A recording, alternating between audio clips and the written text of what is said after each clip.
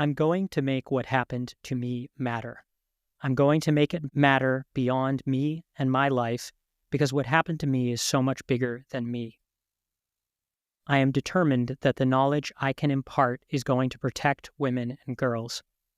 Adversity is what creates the helpers and the healers, and I am a helper and a healer. I declare myself, fling myself out into the world. My complex, messy self will be seen. I'm not a rape survivor or a sexual exploitation survivor or a former prostitute. I have found a part inside myself that refused to acquiesce. I am a person trying to conduct an act of service with this book. I am a person discovering myself. I'm a person at a laptop writing some stories of my life. I'm a person holding her dog in her lap. I am a person feeling nervous about the future. I'm a person talking to her strawberry plant. I am a person drawing pictures.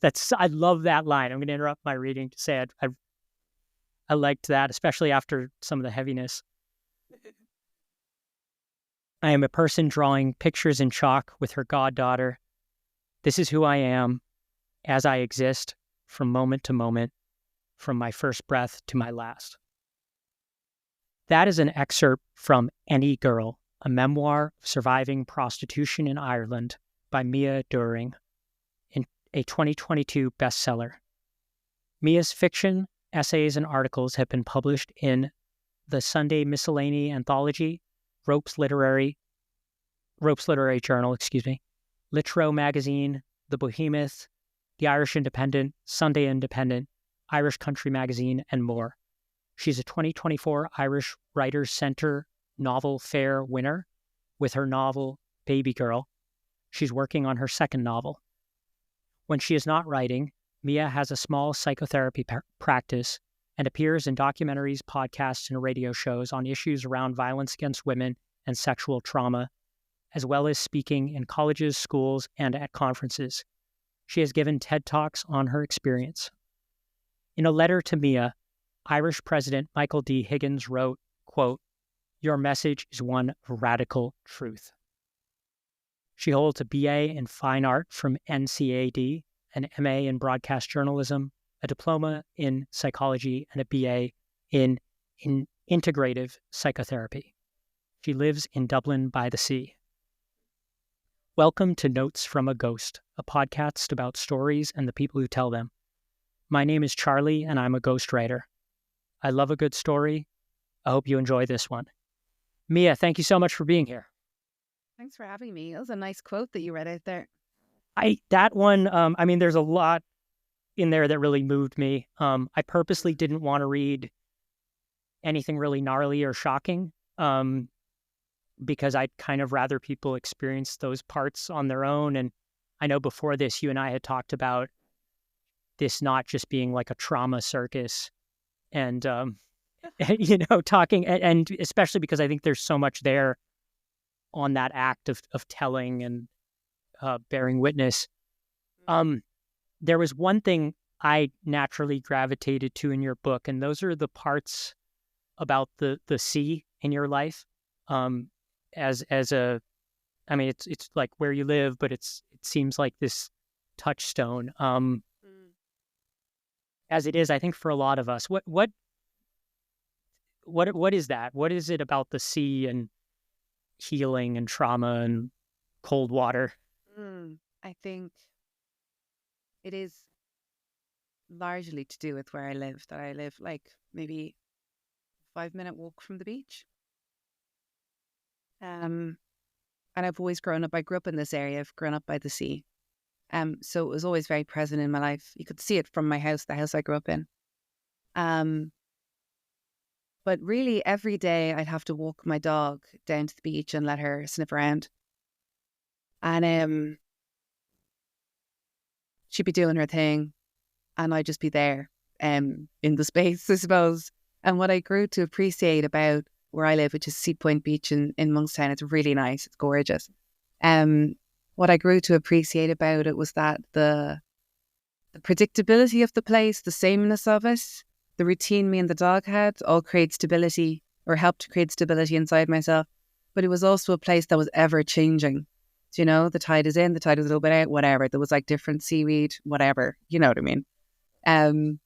Everything was changing there all the time, but it remained kind of solid and the same place, even though it was like this container for all this profound changes and movement and life. And I'd be walking along. I write about this in the book. I don't know how my editor didn't say that's a weird thing to leave in, but I'd be walking along and being like, you are now walking on the floor of the ocean. Like, I'd be these thoughts as if this is the most profound thing in the world, which it isn't, but it kind of was at the same time. And I love swimming in the summer. I only go in the summer. I don't know how people swim in the winter. I go swimming in the summer, and it just it's such a mindful experience. I mean, the cold obviously makes you immediately mindful and completely in your body, so there's no space to ruminate or be in your head.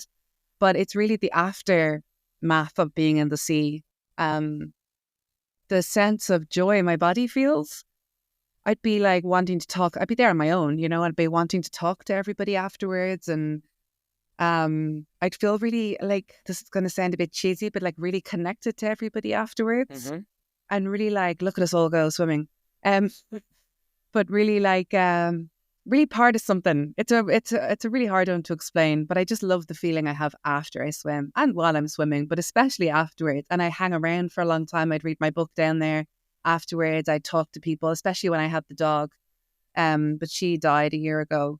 So I'm hardly ever down there anymore, which is quite sad, apart from the summer when I go for a swim. But it took a long time for me to be able to go back down to the beach after she died. And I brought her ashes down and tried to sprinkle them around. But like, it was, I don't know why I chose this day to do it, but the tide was way out. So when the tide is out in Sea Point, it's gone. So it was real, like the sand was really mucky and wet. And I was walking around, there was a light drizzle. So I threw the ashes thinking they'd go into the little rivers that run down to the sea. And they just kind of flew around.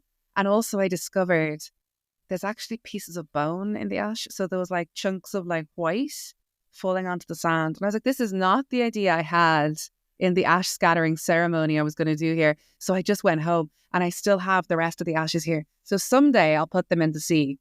But it took a long time for you to be able to go back down, and an even longer time to be able to go for a swim, because I'd be so used to keeping one eye on the dog tied up because she'd get all stressed when I left. But now I'm back swimming again. Well, not now, but in a couple of months. And it's okay again, but it took a while. But yeah. I mean, the Irish Sea near Dublin, and you even mentioned this in the book where you talk about how you kind of prefer that gray-green water to like tropical clarity. It is a place that kind of undercuts a lot of people's really romantic ideas about the sea. Yeah. James Joyce describes it in Ulysses as the snot green sea. Snot green sea. Yeah. Yeah. I mean, he's, there it is. I mean, it's so, it's almost like, you would have to, if you're going to write a Dublin book, the sea would like have to take up the place that it does. Yeah, it is everywhere. Yeah, it's everywhere. And it actually, it's meant a lot to me while I was writing the book, because I'd be down there with the dog every morning and thinking about what I was going home to work on, or what had come up that week that I needed to put into it, or what was going on in the publishing process, or whatever stage I was at. I'd be down with the dog thinking about my life. So while that year and a half writing the book, I would be thinking about the book every day. So it was a real container for that experience, actually, and for all my experiences, because I'd just be there thinking about anything, you know. There's a thing, and it came up a couple episodes ago, where we were talking about survival at sea. This woman who's like a dive science expert, and she was saying that the indifference is the part that people have a hard time wrapping their heads around with the sea, that it's not a evil force. It's not destructive on purpose. It just doesn't care. In the same way that cold doesn't care. I think when you're really going through something, that can be very comforting to be in an environment that is so dark. Yeah. And it's nature. And obviously everything is nature. But it's a different experience being down on the beach than looking at the tree outside my house, do you know? It's the relentlessness of nature that makes you feel not small, but it kind of puts things in perspectives a bit, I think. Like, I'm just part of this evolving world. My ego is not bigger than the sea, do you know, or than whatever. my lack of control, your lack of control would come up, which is quite humbling. Yeah, it's interesting to witness nature doing its thing. It is humbling, and it does put you in a sort of a place of acceptance, not just of the conditions that you're in and the environment that you're in, but of your own shit that's going on. Like this is nature happening, even if it's some difficulty with the publishing experience or if it's whatever is going on. Do you know?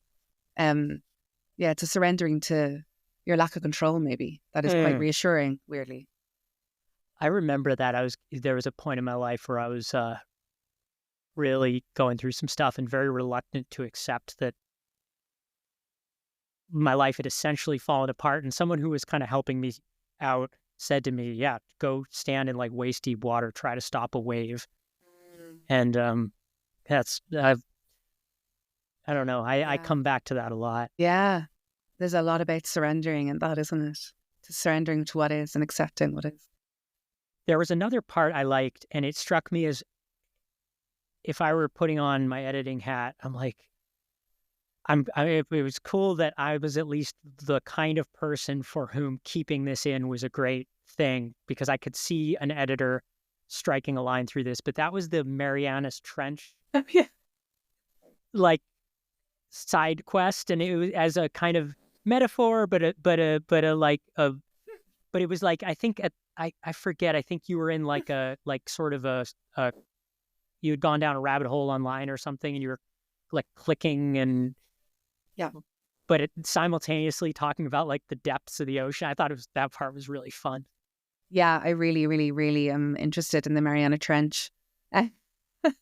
And I remember distinctly I was on a writing retreat in Monaghan, County Monaghan, and I remember Googling and Googling and Googling and Googling and just loving it. I'll watch any documentary I can find about the deep sea. I don't know anything about it. I'm not some sort of, expert, but I will watch anything I can about free diving or about those weird fish you find, that anglerfish that was it an anglerfish? Is that what it's called? With the light? With the light that died en route back up to the surface. Crazy. And the poeticness that is coming out of that, people's response to that fish is incredible. They're grieving over this fish that came from the depths. But it's all so mysterious and frightening, and I'm always drawn to that kind of thing. Whales, anything large that lives in the ocean, any cetacean is good, any shark is good. I'll want to watch documentary. That's actually a really good documentary at the moment by this guy called David Blackwell, I think or Black Show or something like that. But he is a diver, and he has a 3-part documentary on Prime, I think it's on Prime, about all these different sharks that he's investigating and stuff. So I'm on episode 2. I love him. I love his passion for sharks, And Ireland is really I'm always following like the whale and dolphin group to see what has been cited where. And yeah. Oh my God, obsessed. I've actually was in Baltimore a few years ago, 2018, to go whale watching. No, we ended up in Union Hall, which is a beautiful place. Oh my God. Mm-hmm. But we didn't, no whales were spotted, but we did get to hang out with thousands of dolphins. It was hundreds of dolphins. It was incredible. It was the most beautiful day after 3 days of rain and wind and grossness. We had this one gorgeous day, and a boat called us and said they're going. So we said, okay, we'll drive an hour back from the city to Union Hall. And it was amazing. It's amazing. There is nothing like that. Just being out amongst the basking sharks are cool too. Yeah, I've never seen one in real life. I'd love to. Apparently the secret, for the first time I was out doing some kayaking in Roaring Water Bay, kind of near Baltimore, and I saw like dozens of them in one day, and it was wow. And I, after not seeing them for years, and I was told that it's when it's like very, very calm and kind of sunny is when they emerge. Yeah, that's basking shark weather. Yeah, that's basking weather, isn't it? I mean, they're calm literally, and sunny. Yeah, basking. Literally.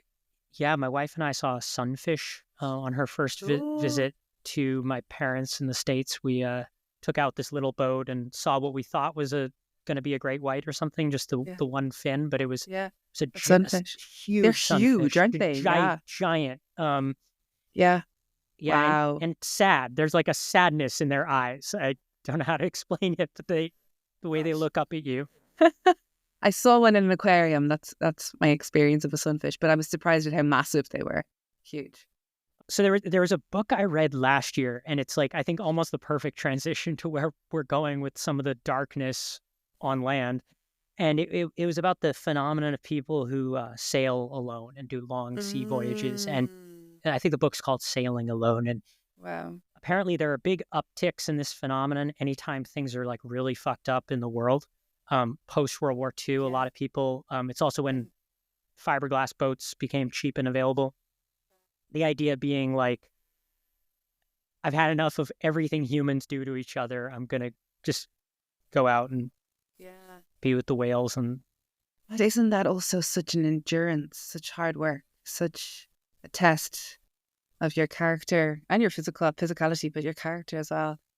That, and it kind of makes me think when things are kind of really bad, we want to kind of find our strength and find out who we are within that, maybe. I don't know. That's really interesting, that when things are falling apart in the world or in a place, that there's a increase in people doing those kind of solo journeys. It's incredible. It's incredible. Right. I'd never want to do that. No, or at least not. I mean, some people, it's like years and years they'll be at sea and they just, I no, it's no, I couldn't. Or your one Naiad who swam, you know, the swimmer. No, thank you. Like, I love the sea. I love it so much, but I don't want to be on a boat in it across the Atlantic. I mean, the tough part, and I've had this from my kayaking trips, is like, there's all these little things you weren't aware of, like different types of sores that you get from salt water. And I mean, seawater is a horrible, horrible substance when you can't get away from it. I mean, even if your house is too close to the sea, you're gonna. Yeah, it can damage it, can't it? So Any Girl, the book I was reading from at the beginning, the part that, I mean, it's pretty much exactly what it says on the cover, which is your story of surviving prostitution in Ireland. It's not a book that takes place in Amsterdam or Las Vegas or any of these places that the thing that really grabbed me about this story is like, this isn't some issue that we can say is happening elsewhere.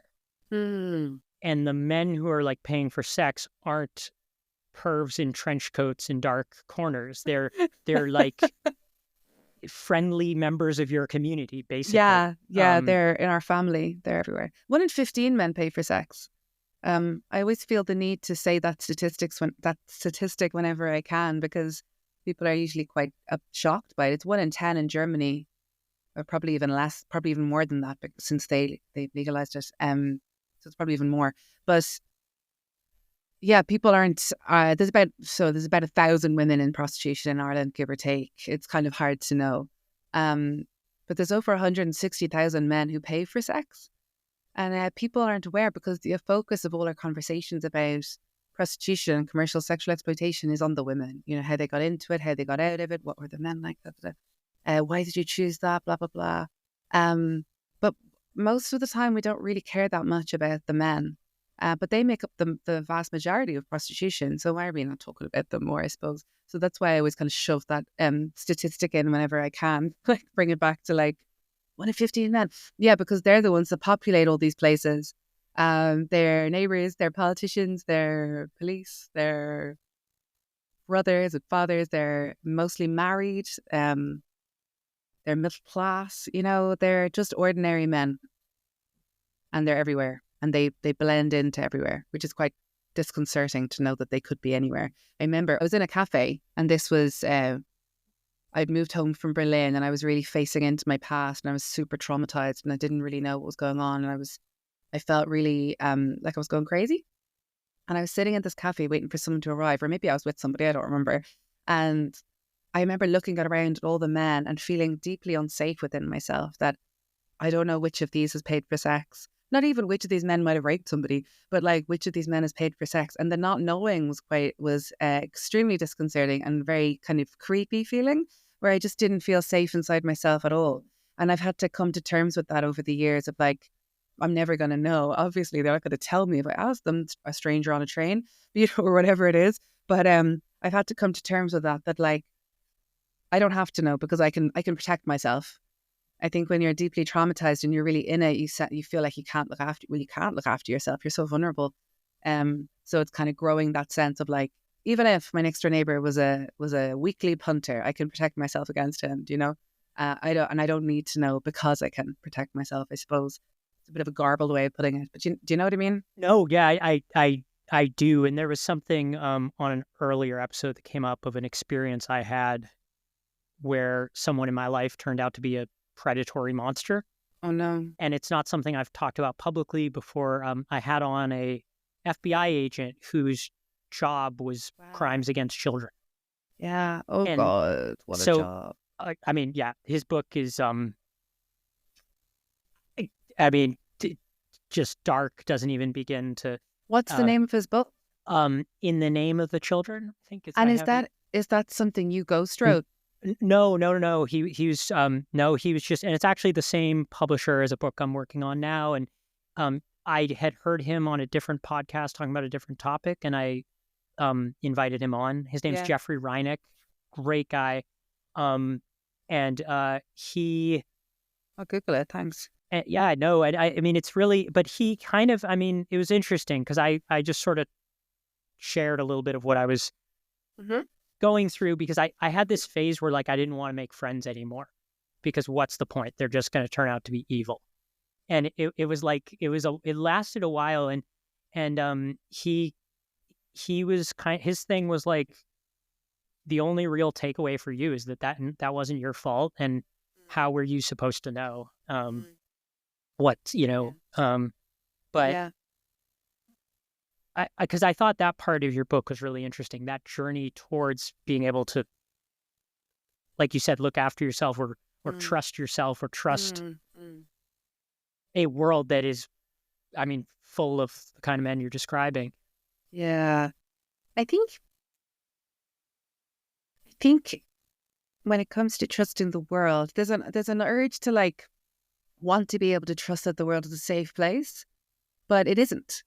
It really isn't. So, but the journey for me in trust was about, can I trust myself to be in an unsafe world?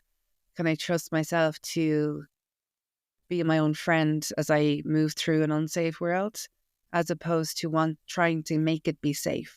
So my activism, looking back now, I can kind of see a large part of the motivation was to do something that I felt I was doing something to make the world a safer place for me to feel safer in it.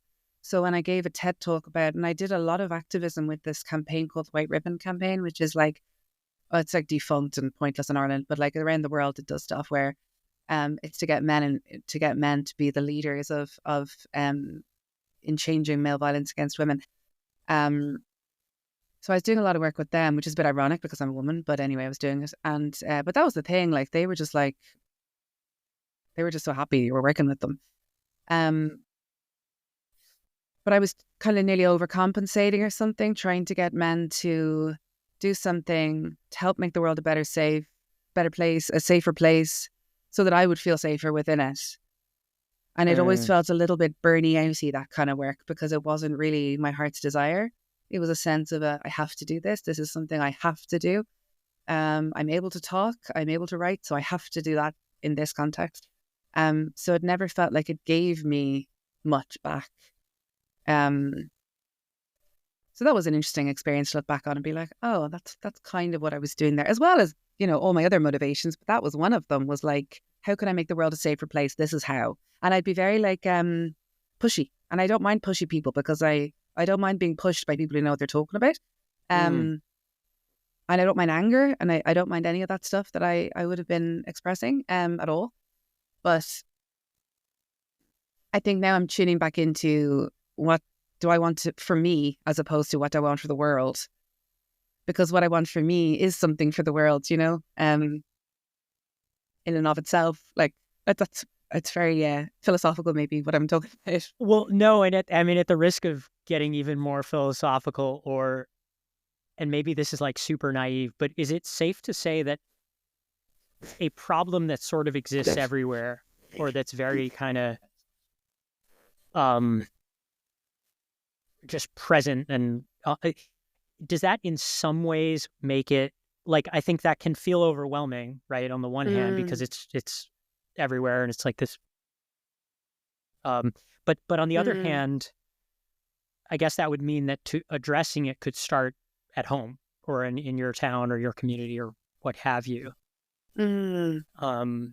Yeah, I think if we want to change something, we start with ourselves. It's like that "Be the Change" quote, right? From Gandhi. Gandhi said that, didn't he? Be the change you want to see in the world. True. Think so.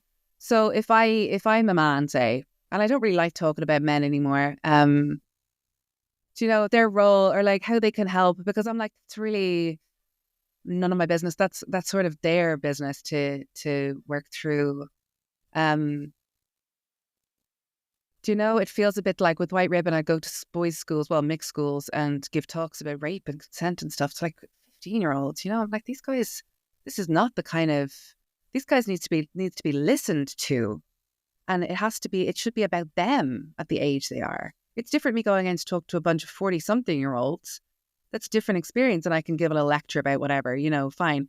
But like, those boys and girls needed to be heard and listened to and have discussions, and not have somebody come in and tell the boys, this is, you know, don't make sexist jokes, you know, that's the bottom of the rape pyramid, or, do you know what I mean? I felt super uncomfortable and super vulnerable in it as well.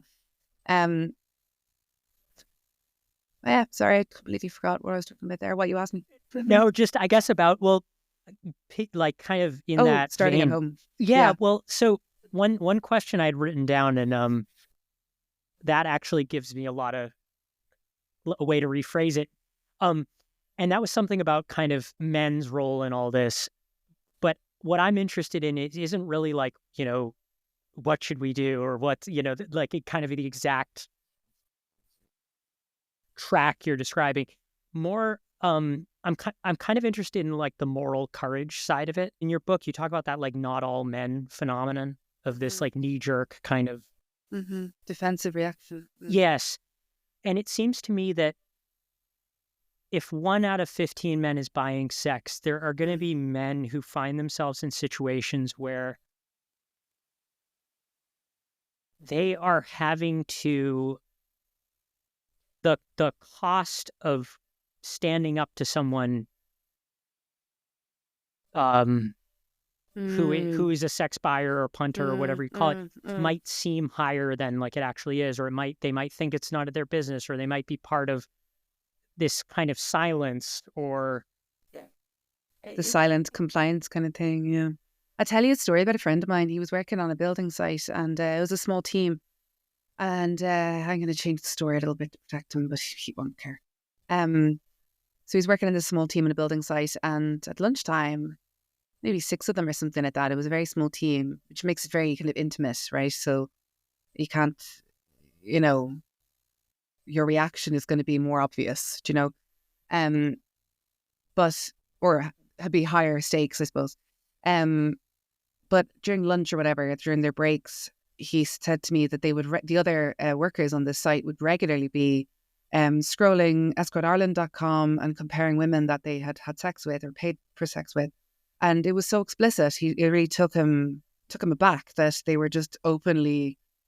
It's a bit like, this was a long time ago. This was like 2012 maybe, so over 10 years ago I had this conversation with my friend, and it's even worse now with people openly on Instagram with their own names commenting under girls' things saying, what's your OnlyFans? Like, you know, it's so normalized now. It's actually worse, I think. I think OnlyFans is the new face of prostitution. It's the new digestible face of it. But this guy was telling me this, and I was like, why didn't you say anything? Like, and he said, I would have been ostracized. I would have been completely ostracized from the group. And I was, in the moment, I was really like compassionate and really like, God, yeah, of course. Like, you know, I didn't think about that. Of course, the social stakes are so high when you go against the group. And that has consequences even for adults, but it, you know, for anybody, but it has consequences when you're working long-term on a building site with a small team, you know, for you and your well-being, you know? So I was like, yeah, I get it. And then later I was thinking, so get ostracized. Yeah. So suck it up. Like, Do you know what I mean? Mm.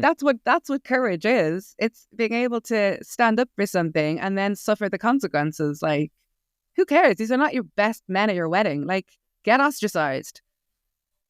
Grow up. Like, Yeah. And I guess that's exactly the kind of situation I had in mind, where it's like, and I'm sure that same guy wouldn't have had a hard time navigating a situation where he might have to, say, get in a fight for his friend or something like no, that. Or absolutely not. And this is also like one of the best people I know as well. But no, he absolutely wouldn't have a problem with that. It's that sense of like, I'm going against the herd. The herd are saying this is okay, and I'm going against it if I say anything. It's crazy. And that stuff, it's not without harm. I mean, I know friends for whom witnessing things that are okay in other cultures while they were, say, deployed in a war zone was the most traumatic thing they went through. Specifically, the abuse of boys in Afghanistan, which is culturally normal. There's a gentleman on this podcast talking about that phenomenon. I heard about that. And I mean, that stuff, I think, sticks with you. Even if at the time you know the correct thing for him to do in his job was to ignore it, and that wasn't without consequence. Yeah, ignoring something, having to ignore something and not being able to do anything about it must have been incredibly difficult.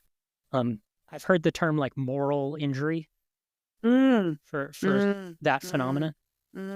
Yeah, absolutely.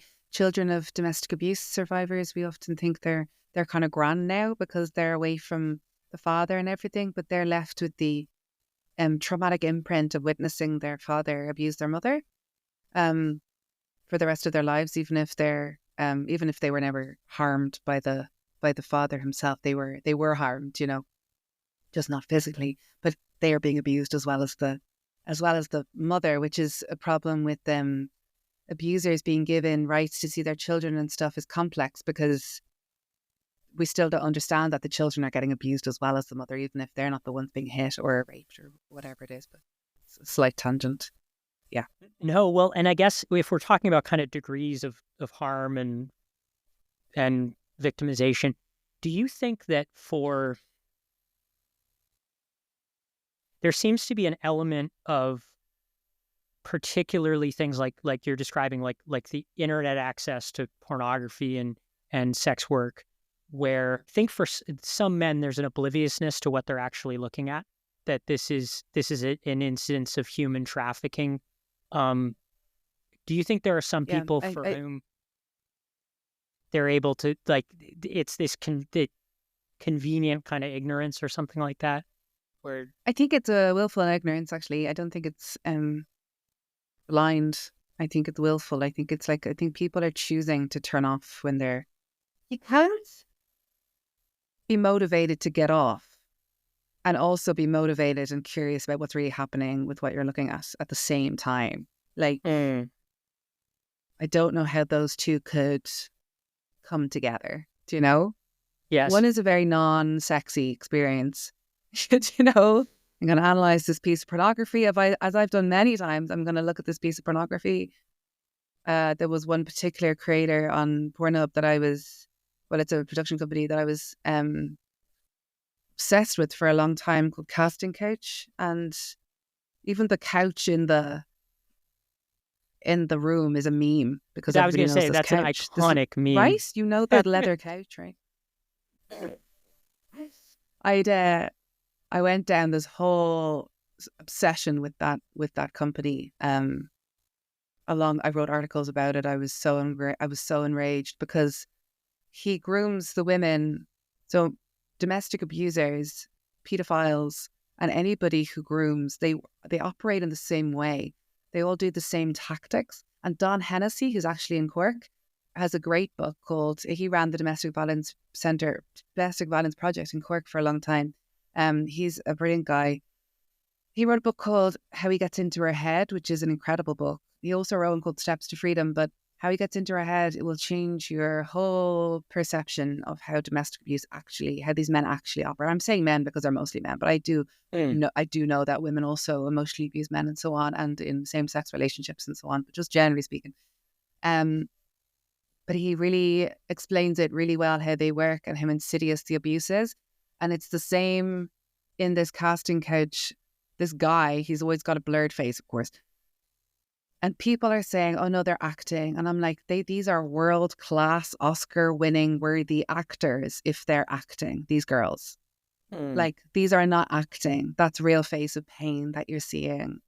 That's really this, that's really that, whatever's going on. And he'll do things like prime them for, so it's a kind of foot in the door technique where you get something by somebody and then you can go a little bit further. So ask for a favor and then they're more likely to give you another favor. It's a psychologically studied thing. If you ask somebody for a favor, they're actually more likely to do another favor for you rather than not, which is weird because I'd be more likely, I've already done you a favor. Like, fuck off. Right. You know? But apparently most humans are like, oh yeah, sure, I'm a friendly, helpful person. But anyway, so this guy will do things like, oh, do me a favor and just, I just want to just take off your top and let me see, what we're working with, kind of thing.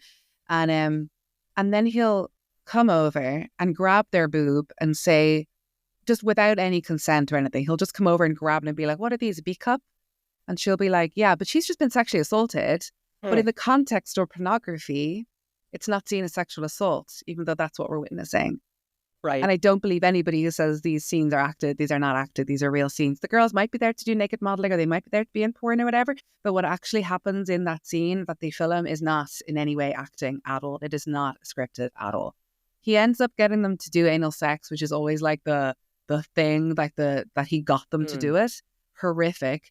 It's awful. But anyway, yeah, I went down a real rabbit hole watching that. I have no idea why I started telling you about Casting Couch, this production company. They're willfully ignorant. Funny, because you're watching this and not a part of you is thinking that she looks like she's in distress, even if it's fake distress. Why are you watching that? Why are you getting off to that? Like, what's wrong with you that you're getting off on rape porn or anal panal porn or whatever they call it, panal? Why are you getting off to that? Like, why are you getting off to 3 old men having sex with a girl who's dressed up as a schoolgirl? Like, that's a you problem that you're getting off to that. Like, you go to a therapist, discuss your issues. Do you know? Instead of this, like, oh, it's just porn. No, it's you, dude. I understand that the porn is there, but it's you as well. Like, why are you getting off to that shit? Yeah, and or even like, why have you pursued it to the point where you're now like past the point of desensitization to something that maybe shocked you the first time you saw it or whatever, and to where like that's now you're into that. Like, that you're getting off on it. When I asked Jeffrey, this FBI guy, about my experience of just being in the life of someone who turned out to be a predator, I had never thought that the word grooming could apply to my experience, because I thought that was specific to like someone's victim or whatever. And he compared it even to like what's going on now with P. Diddy, where someone's entire career could be an act of grooming, where they're essentially manipulating everyone. And because your friend likely groomed you as well, right? I mean, certainly, as I understand it now, especially given that seeming like a good guy. Yeah, you're so right about that P. Diddy thing. They have to create a platform for themselves. Like, so many domestic abusers are like pillars of the community, etc. Or they're like volunteers, or they volunteer in the GAA or whatever it is.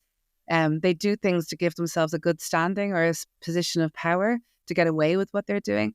And pedophiles and abusers groom, and domestic abusers, they groom families of the victim. So no doubt your friend was grooming you to see him in a certain way to protect him from being found out or whatever. That's such a creepy thought. Oh, awful. I mean, what was weirdly helpful was Reddit, because there were a lot of people who had a very similar experience, and I was able to, and because a big thing, I dealt with a lot of guilt because I thought this guy was just a friend of mine. I wasn't a victim. I wasn't a family of a victim. He was married. I didn't go through what she went through. Um, but it was interesting to hear from other people who had been kind of exactly in the same position and to learn about that. Though there was one thing that really stood out as like uniquely disturbing in your book, because and the thing that comes to mind is that like banality of evil for a lot of this. You talk about a couple who was renting out their spare room Yeah. as a, I mean, I don't know if brothel is the right word, just as a place that men could use to me, that's almost worse than the pimping or the sex buying, because they're seeing that and saying, oh, side hustle opportunity.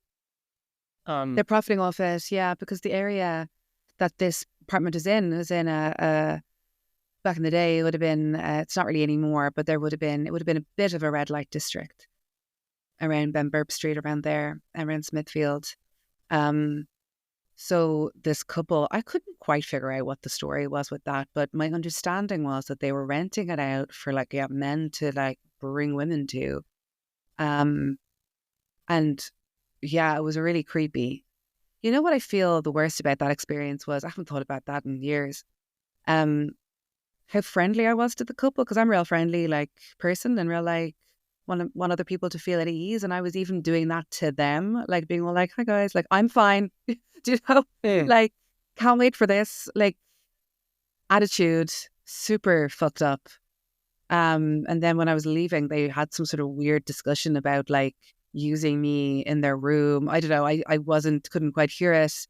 And then your man was trying to like, your man being the guy that had rented me, trying to assert himself as like my pimp. It was just all very laughable and very odd. I don't know. I can't really remember. I do remember little moments of that weird experience, but I just wanted to get out of there. It was very strange. And I was just mutely standing there while they were discussing this. It was so strange.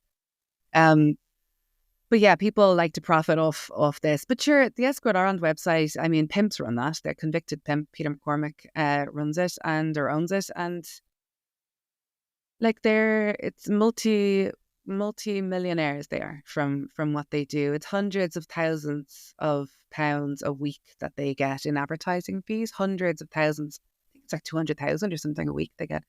So there's so much money in prostitution. There's so much money. There's landlords in on it. There's Airbnb owners in on it. How else can these people get moved around the country from house to house, apartment to apartment? Like, they're not in hotels necessarily, because hotels would be too dangerous for trafficking victims to be, although I'm sure it happens as well. But generally speaking, it's houses and apartments. Like, who owns these houses and apartments, you know? Anyway, that's a whole other thing. Well, and I mean, if we're talking about place and setting and all of that, I mean, and we talked about this a little bit before we got on the call, but this, I live in a small town in the southwest of Ireland, and your book changed the way I look at Bantry and Skibbereen and these little places, and you were kind of nodding and saying like, yep, it's there too. Yeah, everywhere. Like in Dublin, obviously. And if you go onto that website, Escort Ireland, and have a look at you can search a place that you'd like to see if there's anybody selling sex in the area. And you can see the number beside the area. So Dublin will have like, I don't know, a good few hundred. And then maybe Mullingar might have like 3 or 2 or 1 or something like that. But within Dublin, like if I go to Sandyford, there's apartment blocks there. They're full of prostitution. Smithfield is full of it. Sword, Santry is full of it. Why have I forgotten the name of a really famous place in Dublin city centre?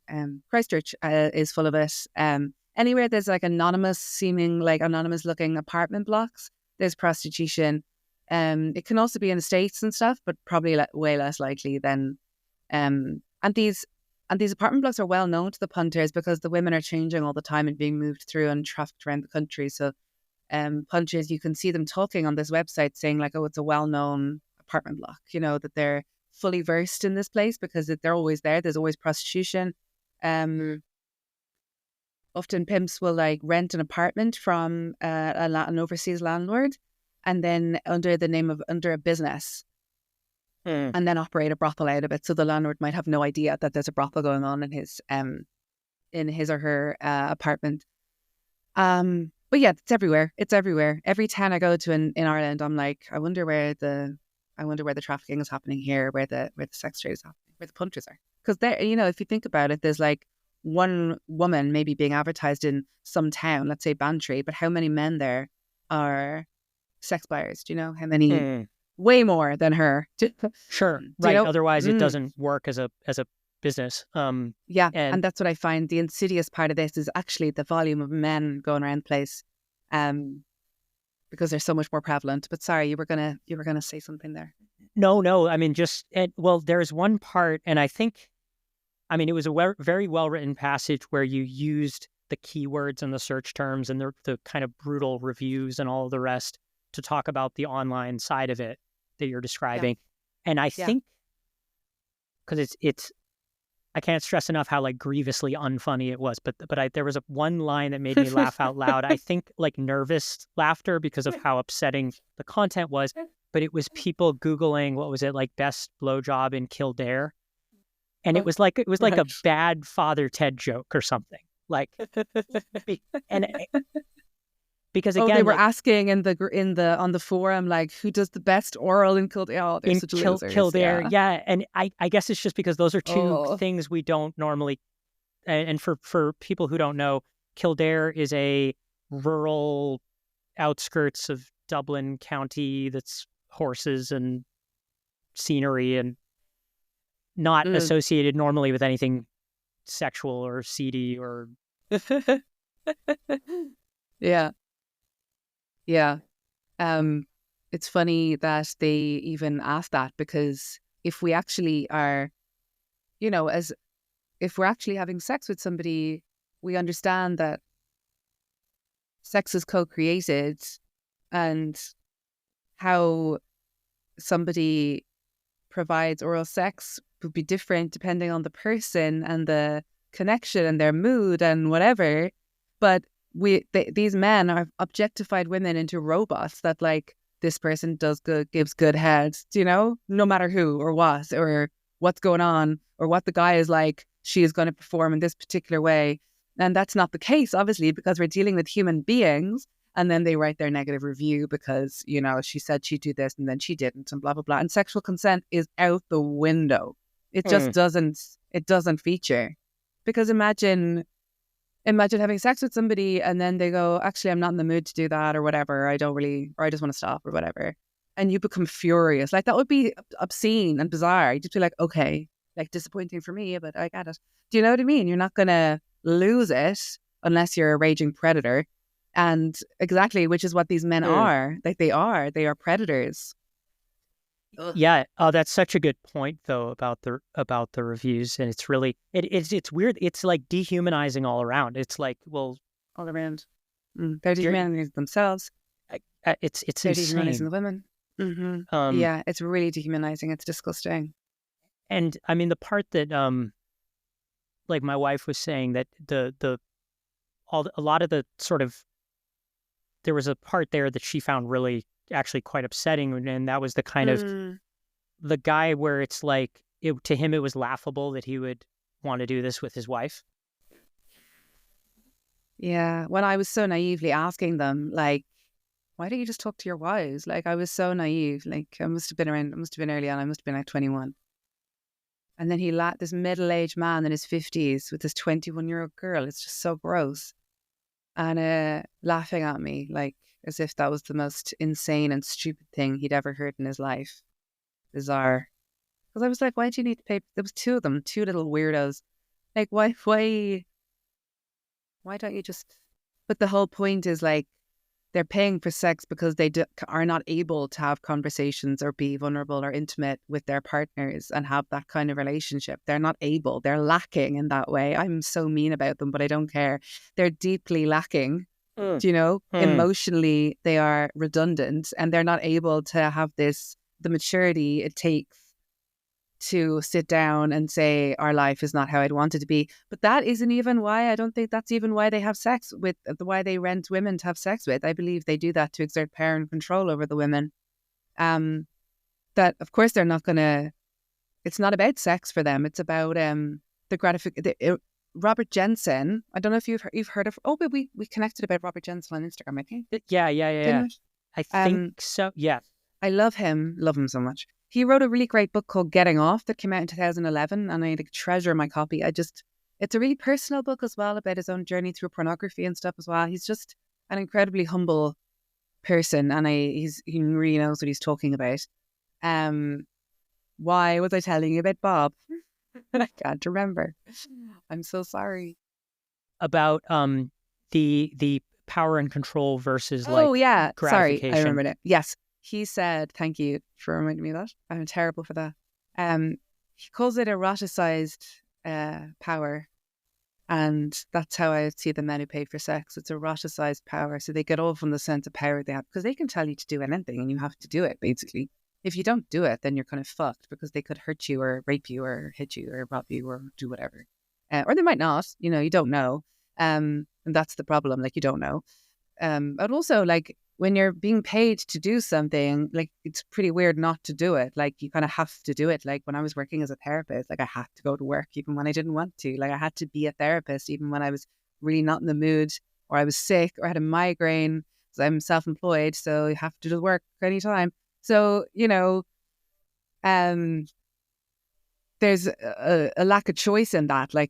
I have to work or else I don't get paid. And the same in prostitution, you have to do the job. You're being paid to do a job, so you're going to do the job. That's what you're getting paid for. But at the same time, the job in that case you're being paid for is to have your boundaries transgressed in all the ways you describe. And exactly, it's you're not selling people. People are like, oh, but you're consenting. I'm like, but there is no consent if the consent is paid for. If you're paying me to agree to something, you're paying for me to give my consent, but that is not consent at all. Then it kind of rubs out any consent given, because it doesn't exist. I consent to you paying me for sex. Yeah, but I'm not consenting to the sex. I know it's a bit of a head thing for people to get their heads around, but there is no consent if it's anything to do with an actual desire to have sex. Then it's not freely given. If I'm having sex to keep somebody happy, it's not freely given. If I'm agreeing to have sex because I need somewhere to spend the night, that's not freely given. It doesn't mean the person is a raging rapist and needs to go to prison, but it just means that no, that isn't free consent, and any sort of transactional sex is not free consent. I don't know how people don't get that. I don't know how they don't understand that you can't commercialize sex. It's above commerce. You can't commercialize something that is so entrenched into our personalities and who we are and our emotional world and our internal world. It's not the same as making a coffee for somebody when I'm not really in the mood to. And then people compare it to massages and stuff. I'm like, what? No, dude, no. There was I think it was an old Louis Theroux episode where he moved into a brothel in Nevada, and he kind of came up against the classic, I bet you do things at your job that you don't necessarily want to do. But it's okay, on the surface level that works, but we're talking about sex. Yeah, we're talking about sex. You could only compare, well, I don't want to make a coffee. I'm not always in the mood to make coffee for people. I'm not always in the mood to have sex. It's yeah, but one is rape when you don't want to do it. I was going to say there is no, right? there is no, compare. Unless you were to say kidnap someone to have them be your barista, there is no crime associated with kind of coercing someone into making you a coffee or exactly. There's no crime associated. Exactly that. Because if I don't want to have sex and I'm having to have sex, I'm being raped. If I make a coffee for somebody or write a report or whatever it is and I'm not in the mood, no crime is being committed against me at all. It's a really, really annoying thing that people come up with all the time. And you know what I say to them? I'm like, just give it a shot and come back and then we can compare. Go do it. I obviously would prefer if they didn't, but I'm putting it to them to be the only time I will engage with you is when you've actually lived it and come back. Just a night, just one night. Just one night, it's easy. From that on the internet, it's really easy to do. And then we can talk about comparisons, but not until you've actually felt it in your body, what the difference is between having to file a report and having to have sex for money when you don't want to do that. One of the questions I'd written down, but I think that kind of answers it, is was there something you learned generally? Was there something about human nature that you learned from those experiences? Well, one thing that is quite damaging to know is how easy it is for these men to lie. And it's made me very not trusting. Mm. But I'm kind of coming out of that now these days, which is nice. But how easy it is to lie, how people can be living other lives and we'd have no idea. But it's the same. I was only talking to my friend earlier who's a child sexual abuse survivor, and we were talking about the phenomenon of having something so profound happening to you and nobody knowing and acting like you're okay or whatever it is. Like, even in my case, I didn't even realize when I was being abused that anything was really wrong. And how easy it is. I mean, I'm not trying to compare punters with child sexual abuse survivors, but it was just stark and jarring. There was one guy who was telling me how his girlfriend, I was in his house and his girlfriend had gone away for the weekend with her friends. And I was like, all right, this is charming. And why are you telling me this? Like, super romantic, like, of you, your poor girlfriend. Like, anyway, he was a real talker, like, and he was very funny and engaging, like, and I write about him in the book, actually. He stuck with me a little bit. But he said that his girlfriend had found out about it at some point, that he was going to see escorts, like cheating on her, and then he stopped, but now he's back doing it again. And I was like, so she took you back, she went back into the relationship with you, opened her heart in which takes such courage after being betrayed in such a way, and you're doing it again. Like, that's unbelievable. And she's gone for a weekend with her friends. She has no idea.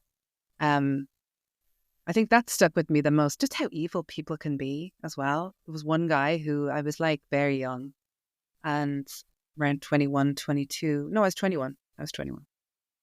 If even, because I know what year I was in college, because he said to me, and he was this middle-aged, middle-class man, kind of a rotund man, well-fed, let's say.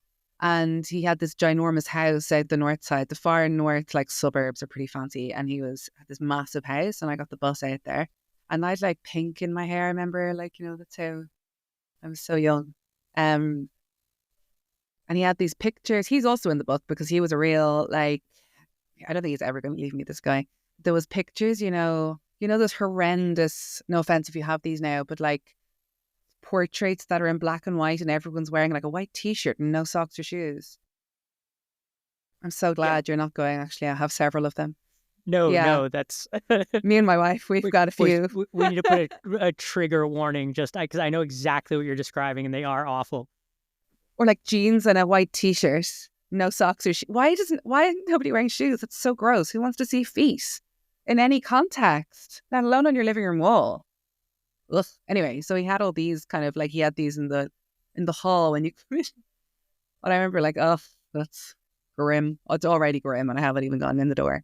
And then we were in the kitchen and I was nervous, and he was making a cup of coffee or something. He had this massive, big fuck off kitchen, a big massive island, like there was so much money in this house.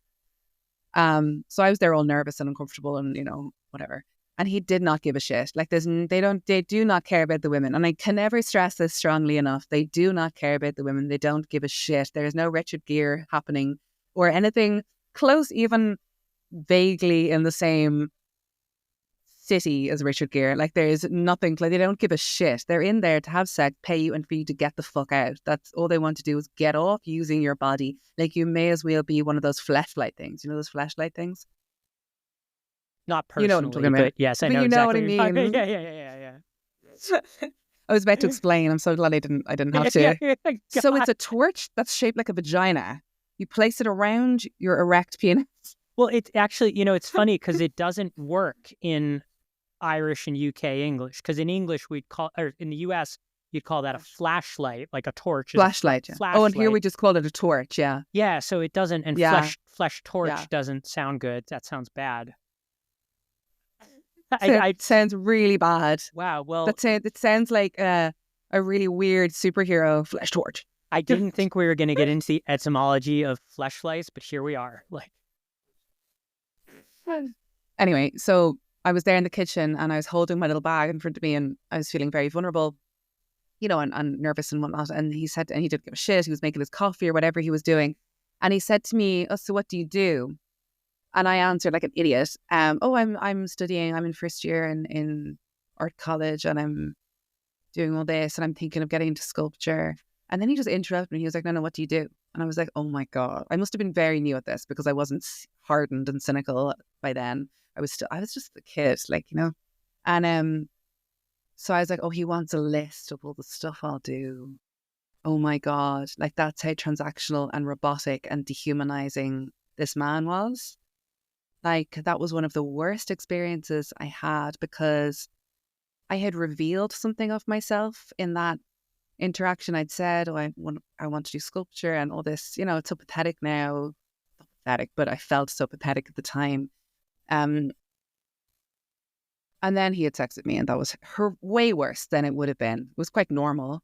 Like, he didn't hit me or anything or do anything weird, but like, it was pretty standard. But it was so, so, so much worse now that I had given something of myself. And then, you learn not to say a single thing about yourself and to be very businesslike and to have your list ready or whatever it is, and to protect yourself because it's so vulnerable. And nobody ever serving coffee in any of their lives or filing reports or doing whatever ever has ever felt that or will ever feel that, because we're not told, we can't compare these things. Yeah. Why was I telling you about that guy? God, that was awful. That was a passage that I thought better of reading for the intro because I thought it would just be like blindingly sort of awful for. Oh, it was terrible. Yeah, it was terrible. But I was so young. And I guess that gets to kind of the moral heart of the matter, where even if you took his perspective, it sounds like what he's paying for is to have a sexual encounter with someone where he doesn't have to learn anything about you or care. Yeah, or, and he doesn't have to care. Yeah. Yeah. Why do you want that? Yeah. What's wrong with you that you want that? They're rapists as far as I'm concerned. And we have to ask the same question of rapists. What's wrong with you that you're doing this? Do you know? Go get help. The part where you say that in the book was really refreshing and kind of like, it's almost like we got to come up for air when you're like, yeah, by the way, these men need therapy, plain and simple. Yeah. I want to shift gears a little bit. Because there's a real, and I mean, yours is a story about resilience and kind of, I don't know, I don't know the right word, but like you had written, or I think it was in your TED Talk or something, you said that trauma boxes you in. And then I'm wondering, what is that? What is that like? And then how does one get unboxed from? Yeah. I'm aware you sent me this question in advance. I did not think about it at all. Well, and that's why I do that, because I've had people be like, "Oh yeah, oh wow, I forgot all about my TED Talk. I'll have to think about that one." It's like, cool. Trauma narrows your world, so it makes everything feel. It essentially makes your experience of being alive feel threatening and unsafe. And many people go through their whole lives chronically traumatized and don't realize that it's not normal to feel that way, or it's not, it's possible to feel something else, but it narrows your world, therefore, into a tight place where you can't see things, can't see the bigger picture. Everything matters very much. God, it's a really hard one to explain. And you're kind of hemmed in by the beliefs that have come at you from your trauma. So from my experience, what the abuser guy would have said very derogatory things to me, and would have treated me in a very derogatory way. And he was abusing me, so obviously. But you internalize those experiences as meaning something about you, that I am worthless or I deserve whatever, I deserve bad treatment. And you might not, these are not necessarily conscious beliefs. I mean, so many of our beliefs aren't conscious, like, but it's kind of a osmosis effect, you know. So I would have lived my life along the terms of, I am not worthy of love. I am a bad person. I'm dirty. There's something wrong with me. I need to prove that I'm okay in the eyes of others so that I can get love from other people because I can't give it to myself. It really affects you doing what you want with your life. It really affects you having a sense of like, I'm allowed to want things. Do you know, there's a whole thing of like, oh, no, I'm fine. You go ahead. That's for other people, whatever the thing is that I want. And that's really limiting in your life. I mean, we could go on and on about what trauma experience is like, what the experience of being traumatized is like. But another thing to note is like when I was going, because I'm kind of really speak for myself, everyone's experience is so individual, but I was not aware that I was traumatized while it was happening. So it was only when I was in a safe place out of Ireland and I had a nice relationship with somebody that I felt safe really for the first time in many, many years, then I was able to kind of have a bit of a breakdown about it and tell him what happened, which was amazing. He's such a stoic, like, unaffected man. He was just like, right, like there was no dramatics or, I mean, he was empathetic, like he wasn't like a stone wall, but like he wasn't like freaking out, you know, the way, which is what you fear when you tell people about this. And only really then I began the slow journey of like, what do I actually want for myself in my life? Because up to then, you're, you know, I was just kind of on autopilot, really. Weird. It's weird human beings are very complex, and there's so many layers to the experience. It just never ends, everything, because you could appear to be absolutely perfectly fine, living your best life, but really this is what's happening underneath that. And then there's all these other layers underneath that. And then there is a layer where you are absolutely fine. You do feel good. And then there's another layer that's coming in. But what I will say is that we have to develop a relationship with trauma as opposed to overcoming it or resolving it or healing it or whatever. It's more, can I engage with it as this part of my life now? It's the same as my body constitution. Say I have to have a relationship with that and feed it certain foods that work with it and not, you know, drink loads of wine, which I like to do anymore because I'm putting on loads of weight because now I'm 41. It's awful. Like the last year and a half, I'm like, how do I not fit into my clothes anymore? This has never been a problem for me. And so I'm like offended by myself now. I'm like, what? I've never been more than a size 10. What the fuck? And now I'm like, holy shit, I'm 41. That's why. Oh, now it's happening. Sorry. Off track. Sorry. But even, sorry, I'm so sorry. This is terrible. No, don't apologize. I'm so bad for going off track and like making everyone laugh while I'm talking about rape and stuff. I have to stop doing that. But what? Like but, it's so well, it's funny. That's something I was actually going to ask you about, and that's kind of like dark humor is definitely a thing. I've seen definitely a thing. It's life saving. First responders are like notorious for it.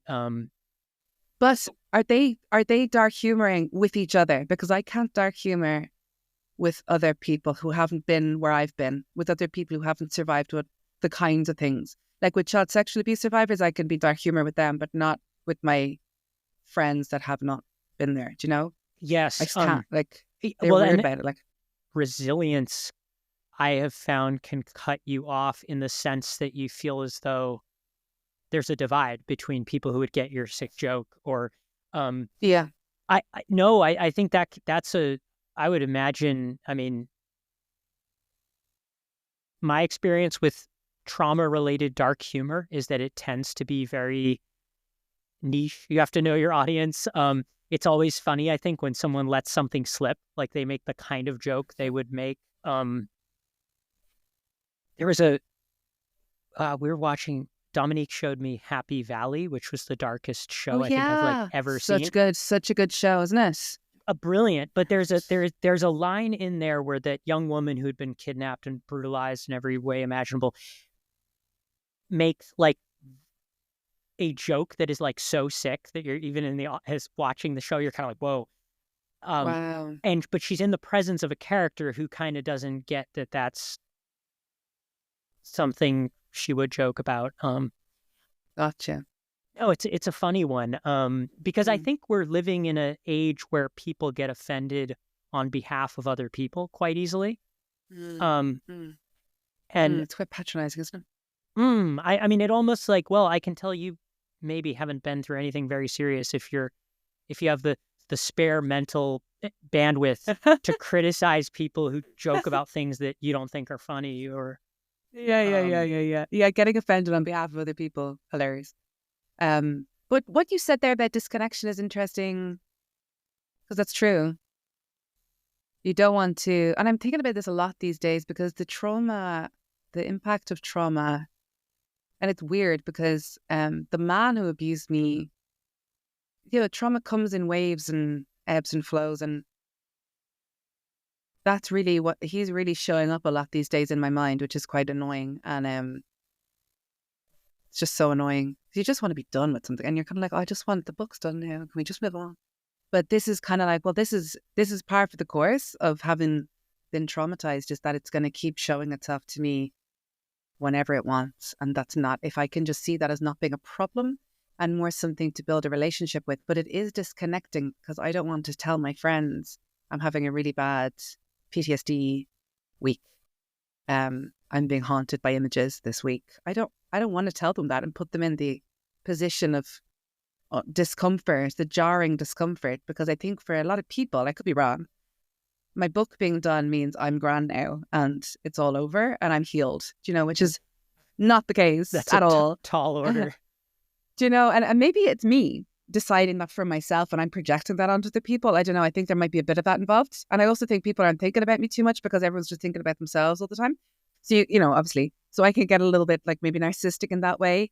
And I think when you're vulnerable, are inherently more narcissistic because you're just like focusing on yourself.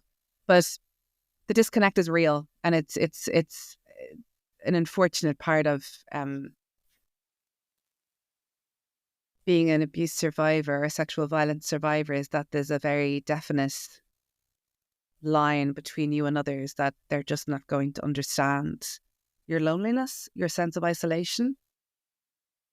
They're not going to get it, and they're probably never going to get it, and I find that quite sad, I suppose, But that's why other survivors, having survivor friends is important and stuff like that. But even then, do you want to bring down another survivor with your stories of the images that are flooding into your mind? Not really. Like, so it's a tricky one. It's hard to learn because the abuse teaches you, I have to look after myself. Nobody can look after me. You can't trust anybody. You can trust nobody. People are going to hurt you. You have to be totally self-reliant. And you've got to be hyper independent in order to be safe. So that's what I've done for a long time. And then in recent years, I suppose, really to do with my book and writing it and having to deal with other people in it, learning how to lean on other people for help and support. But then you meet that sense of disconnection and that like, oh, they don't get it. And they don't understand that all they need to do is to be with me or hang out. They don't need to say anything, the right thing or anything like that. So that's quite challenging because you want to practice more leaning into support and getting help from people, but at the same time you might end up feeling disappointed or not being supported the way you might like, and that can be a little bit hard. And then you're back to like, well, fuck them, I'll just back to my hyper independence again. You're like, no, Mia, like there is a balance. Like, but finding the balance is hard, I think, for any survivor. I think it's hard. It's hard. You don't want to bring people down, but you also want them to know who you are, just somebody who's struggling or whatever. Absolutely. Yeah, I mean, I don't drink anymore, and there's a really good reason why it anymore is in there. It's been 10 years. And wow, it's a long time. Early on, I felt just this compulsive urge to sort of explain to people why I don't drink and even like relate stories of drinking and using and all the rest. And it took a while to realize that like that I'm not helping myself. I'm also not helping them. And it's like now I can kind of just be like, yeah, like I'll have a soda water and you don't need to know why. Or to understand that like people could have actual like other people's problems can be real too. They don't Yeah. necessarily Yeah. need to have really Yeah. gone through Yes. something. They absolutely. Yeah, yeah, yeah. Other people's problems are real too. And you know, what I've noticed is that trauma is really insulating. And it's really important for me to, that unboxing thing you were talking about is to keep engaging with other human beings in the normal world, because all of my work is like trauma based. So I need to work at engaging in the bigger picture of life to feel a bit more insignificant, I think. I think Mm. there's like you're talking about the sea and stuff, there's something so humbling about that. And there's something wonderful about meeting a friend or whatever it is, or going for a pint with somebody and going with the intention of just being present to them entirely, to take you out of yourself and give your ego a little rest on the protecting measures that it's doing. And to just be out of your own insulating thing. And then you feel a little bit safer actually in the world. But trauma, it impacts people in different ways, and everybody's kind of process of unboxing themselves from it is individual and subjective. But also you get reboxed and you're out of the box and you're back in again. Like it's kind of a ongoing, never ending marathon with Mm. no end, I think. It's weird. It's like the good news, bad news of it all, right? Um, Yeah. Yeah. If you kind of see it as nature happening within yourself. That's how I think about it, but how that feels is different. It doesn't feel good, but it sounds nice. mm. And I guess everybody, like, we're all entitled to our own problems. Like I think that if I find myself wishing I had different problems or hadn't had the ones I had or whatever, it's like, well, go on. Like, what's your perfect little design for what your headspace is going to look like? I don't know that I have a better idea. Mm, Um, yeah. Yeah, I remember being asked by this documentary maker a really annoying question. Are you grateful for what happened to you? And I was just like, go fuck yourself. Like, what a fucking question to ask. Am I grateful that I was raped and abused? And am I grateful that I decided to make the insane decision to sell sex?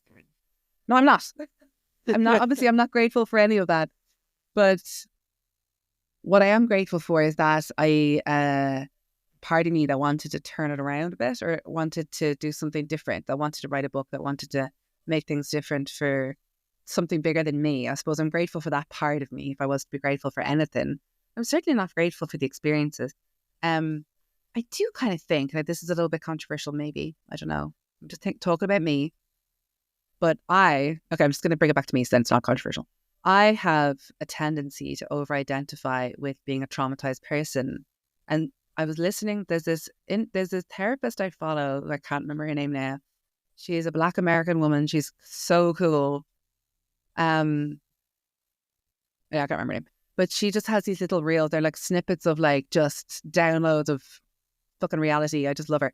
And she was talking about how we can identify with our trauma or ADHD or whatever it is, and how that's unhelpful, that it used to be a way to normalize and diagnose and kind of support us in how we can live with these things, not a personality trait.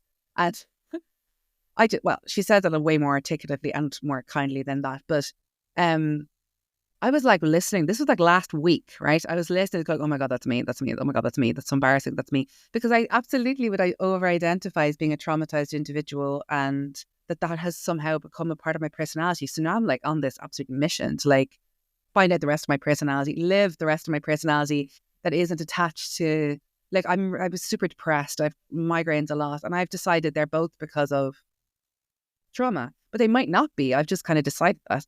mm, But yeah, it just really, really, really resonated with me what she was saying, that for many of us, we can kind of absorb a label or a diagnosis or a thing and have it as a personality trait. And then rather than like, how can I get support for this to help me live through the world and explore my personality and express my personality? It's like the tendency is the world needs to change for me. And I've mm. definitely been in that place of like, it's a very childlike place. Like, this isn't fair. This needs to change. Blah, blah, blah. adjustments need to be made for me. And while I do agree that, of course, we need to make accommodations for people, of course, depending on whatever's going on with them, it's when it kind of became bit too much of my identity. I was like, okay, that has definitely resonated in some way, and now I need to do something a little bit different. Not everything is because of trauma, you know? Mm-hmm. Yeah, no, I mean, I've heard somebody talk about, like a therapist said to them, like, it's okay to be okay. There doesn't have to be a thread where this one experience was everything. And It's so tempting to make it be everything, isn't it? Sorry. No, I mean, and that's probably what I was doing. When I was giving people my whole story when I ordered a Coke or a seltzer water, is like I needed it to be everything. And it was like this little trauma baby blanket that I wouldn't let go of. It had snot all over it. Now, what about like when it comes time to write? And I think for anyone who, and because this is something, I mean, this is like part of why I started this podcast. It comes up again and again with authors I work with, and that is kind of trying to go there. Like you've decided your experience and something that was tough to live through, tough to talk about, is going to be the subject of your book. What did that look like for you, and what did you learn would you do things differently now that you know the process? I don't think it would be possible to do things differently. What I did was I wrote a blog. I was writing an anonymous blog, and that took off. And I wasn't calling myself a writer or anything. I always liked writing and stuff, but it was just kind of like I never would have taken it seriously. Or taken myself seriously in it, because, you know, when you've got low self-worth, you don't take yourself seriously in anything you do. And just that took off. And quick sidebar to that. I mean, yeah, there is a weird editing hack where if you have low self-esteem and you don't like your work and whatever, it actually will make you a good editor if you can face the page and do something about it. Yeah. If you have enough to believe in your work to even edit it, and then you can kind of use your inner critic in a helpful way. Because egomaniacs love everything they write, and they don't see anything that needs editing, and they end up writing badly. But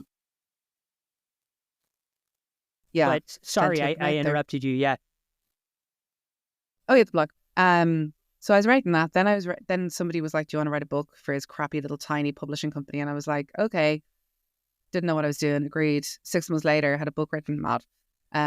This was a one-man show. His idea of editing was to change dog to cat in the book.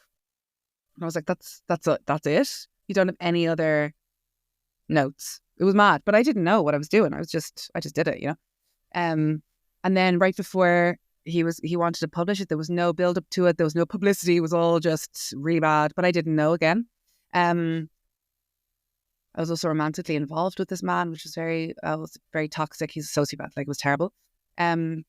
So one night he came up to my house here. I was sitting here like I always am. And this was 2012. And he came up to the door holding the manuscript. He printed it out. And I just had this like overwhelming no sensation come over me. I just said, no, like, this can't happen. So I pulled it. He made a big deal out of it.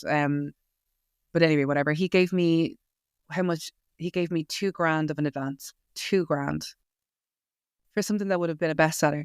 Hachette gave me 20,000. So nice. This is the difference between this loser and an actual publishing company. Anyway, so pull that, whatever. Then it transpired that he had 2 other girlfriends and stuff, so that ended as well. Awful. A couple of years later, 2015, I was like, no, I want to write the book. The book still feels like it's something that wants to be written, but just not that one, and not with that publisher, obviously. So I wrote another. This is such a boring story. I wrote another version of it, but it was a totally different version. It was more journalistically. There was a whole section devoted to like what men can do, because I was in my era of like telling men what they need to do. I did have a meeting with the publisher about that, but in the end it wasn't working out, and it didn't feel right either. And I was still in a place of deep fear. I was so scared of going public. But I was also like, it's going to happen. It was inevitable. It's going to happen someday. Like, this is in me to come out and it's going to happen. And then I wrote a novel in 2016, which is currently on submission, which is taken forever. Yeah. So I remember getting, so the novel, I'd sent it to a couple of publishers. And I heard back from one saying, do you want some notes? And you can resubmit. And I said, okay, thanks. That's pretty unusual. Thank you very much. So they sent me the notes, and early 2019 or late 2018, around then, I sat down here and I was like, I am now going to work on my novel. I'd taken a month or two away from it. I was going to work on with these notes. And I sat here and I felt this horrific feeling. I was like, no more memoir. I'm just going to do this novel, which has similar themes, but it's not my story, obviously. But I had this overwhelming, horrific feeling of dread and like the strong no feeling, the strong sense of like, not this, not now. Like, this isn't the time. You need to write the memoir. So then I started this horrific journey of like trying to pull bits of the previous two that I'd written. And also my writing style had changed. Obviously it had matured and gotten better. So I was trying to use bits to like save on the work, right? And I was like, I'm not writing another full third book, like that also might not get published as well. It's always a gamble, you know. So that took like a year. I was going to do a collection of essays. I was doing anything to soften and be like, it's a collection of essays about male violence against women and parts of my story will be in it. You know, I was trying to make it easier for my family and my parents, basically, you know. And then I just had to write the story as it should be written. It sounds like I'm completely blanking the author. Writing Down the Bones is the name of the book. And there's that line in there about like writing around your real stuff. And if you don't kind of take that direct approach, everything you write is going to end up being just this big dodge of what you're actually trying to say. So true. Was that what was happening with those essays? And yeah, absolutely. And even the first two versions of the book were kind of dodges, because the first one was very sensational. It was very dramatic. You know, it was really written for a particular audience. It would have blown up, like, of course, because at the time, prostitution and people involved in prostitution was a big, like, oh my God, like a big deal. Now it isn't so much, but both of those were kind of trying to tell the story without having to put my entire heart in a plate and put a knife in it, you know? You know what I mean? But then finally I was like, you know what? You need to just write it and you can work on stuff. You can work on the contents of it. You can work on how you've written certain scenes or whatever later. But right now you just need to write the thing. So I did spend a year doing that. I finished it in February 2020. Right before COVID came, January 2020. I remember I finished it on a writing retreat. And then I got my agent later in the month. And then we continued working on it together. And then I was like, okay, fine. I'd surrendered to the awareness this was going to be a published book and people would know, and it's going to be under my name, because I'm not doing that. I'm not doing a pseudonym, you know, no way. Because if you do a pseudonym, it's like, I mean, nothing against people who do that, because everybody has their own complex reasons for it. But for me, it was like, if I write under a pseudonym, it's still sending a message to the world that I've got something to be ashamed about, and I don't. I do not. So that's why I was like, no, fuck it. Like, I'm using my name, and I'm so brazen about it. Like, I don't care. Like, do you know, I'll direct anybody and everybody to my website, which is just full of my book. Do you know that subtitle, a memoir of, what is it? Surviving Prostitute. It's so explicit. It's lurid, yeah. Like the other one, the first one was a memoir of surviving trauma, or a memoir of trauma and recovery, or something like that. I can't remember. And then for this one, it was actually my idea. I was like, we need to make it more obvious that it's about prostitution. So they changed it to that, which is fine, but it is a bit more direct, I suppose, because it's obviously not just about that. Yeah, that was the process of writing it. It was a pain. It was a nightmare. It was a real nightmare. I can't tell you how much of a nightmare it was. But it was all good. When I got my agent and we were working on it together, then things started feeling less of a nightmare and more of like, this is fine. He is such a respectful elderly gent, Jonathan Williams he's called, and he's such a sweetheart.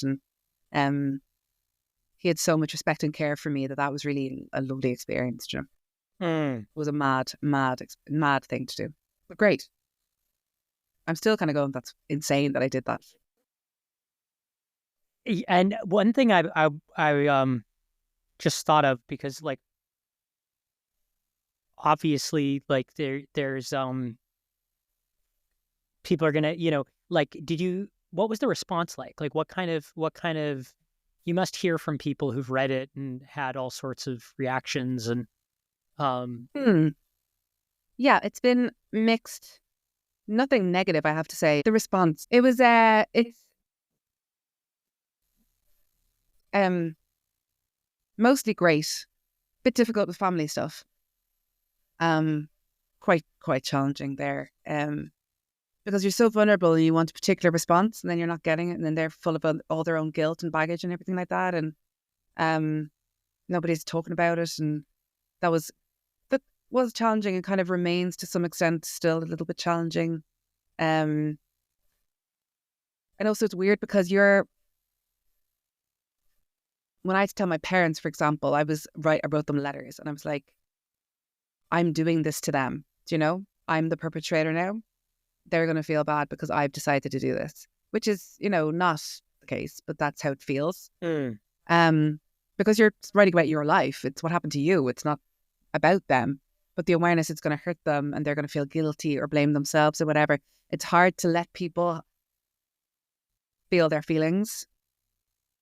It's hard to let people have their own journey on it, I suppose. That's what I found hard. I wanted to kind of control everything and control how people responded and how they felt about it. I wanted everyone to be very safe and secure and know that I was okay. But actually, I fucking wasn't okay, and I needed them to know that. But I wasn't able to, express that. But the response is overwhelmingly good. My parents are grand. They're very proud of me. People email me quite often after reading it, which is very nice. Like, I love that. It's really nice. It's really nice to know that strangers will reach out to you. Like, I find that crazy. Like, that they will say, I read your book. It's amazing. It supported me in these various ways. Or this just one girl, like, or a couple of people, I'd been assaulted in the months previous and said things that my book supported them in kind of working through that. And that meant an awful lot that it could be that could be the role my book could play. Whereas I was like, let's hammer people over the head with the trauma and the harm of prostitution and get people to lobby their government. This was also the impact of it, which is kind of beautiful to witness. People's weirdness is something that is an ongoing, you have to just kind of accept that people are limited. I find that a bit hard sometimes. There's some people in my life who would read the book and have never said anything to me about it. There's people regularly in my life who have just never acknowledged that I've even written a book. And I find that so hard. So I'll hint at it or I'll come out and say something and they just ignore it. Like, it's really, really, I find that very challenging because I'm like, is it really that difficult to say, here, person I've known for many years, congratulations on your book. Well done. I'm not going to go, here, let's sit down and talk deeply about the contents. I'm not going to do that. But they won't. And I find that really, really frustrating, really, because I'm like, how are you at this age without the emotional maturity just to be generous enough to say to somebody you've known for a very long time, congratulations on your book? I find that really hard. But really the weirdness is, people's limitations just constantly, and my own, of course, in finding that difficult is my own limitation, right? But people who read the book and don't say anything to me about it, I find that it's like you say hello into a room, your friend is sitting on the couch, you go, hey, and they just don't say anything back. Like, it's like that, or they just ignore you and keep watching the TV. Like, you're like, sorry, did you hear me? Like, it's such a weird feeling. And I don't know, do I bring it up to them? Do I say, some people have been like, have you finished? They're like, oh yeah, like ages ago. Cool. Nice. So, could you say it to me? Like, I finished your book, I liked it, or it was good, or something? Because it's really weird to be so vulnerable and open and not to get anything back for it not to be held is a really weird experience. But generally speaking, overwhelmingly, the response has been super positive and super lovely. Even the shitty negative review in the Irish Times didn't really bother me that much because she lied about things, so I was able to get that changed. Nice. Yeah, I know that was a terrible agenda-ridden piece. Yeah, there's lots of sex trade protectors out there. So that was an awful experience, but it wasn't even that bad in the grand scheme of things. Generally, it was fine. I get that though about the And because at least like, even if someone has a negative opinion or a concerned opinion, that's another way of caring. But to just be indifferent and like get on with your life without even acknowledging that you finished, I mean, that's Ignore. devastating. Correct. It was Um, weird. It's weird. It's really weird. Or people might tell me, and these again are people in my life regularly on a regular basis, that they're halfway through or something, and I'm like, all right, and then I never hear from them again. oh, Weird. Or I never hear from them about my book again. Some people have disappeared out of my life forever, but that's fine. They can leave. Some people I would like to disappear from my life forever, and they will never. So that's fine. Yeah, it's a really tricky, challenging one, and I was so afraid before the book came out and after it came out in the immediate aftermath that like however anybody responded was really mattered. So I was extra sensitive. So that made it even harder. And I was trying to do everything perfectly and make sure everyone was okay. And sure, you have to let people not be okay. Like it wasn't okay what happened. So let people not feel okay. You know, let them feel guilty. It's okay to feel guilt. Like, but for some reason with my own close family and friends, I didn't want anyone to feel in any way bad or, yeah, it was really challenging, but it's okay now. Things are good now. I'm going to ramble on forever if you oh let me. no, that's brilliant. No, and I think that's like, I don't know. Does anyone want to read an inoffensive book or a tepid? I mean, you'd mentioned there was because I'm someone I've struggled with issues around like people pleasing and codependence and stuff, and the insidiousness of that, if for someone who hasn't dealt with it, is really hard to understand because it doesn't have the same obvious carnage that say a drug addiction does or have you.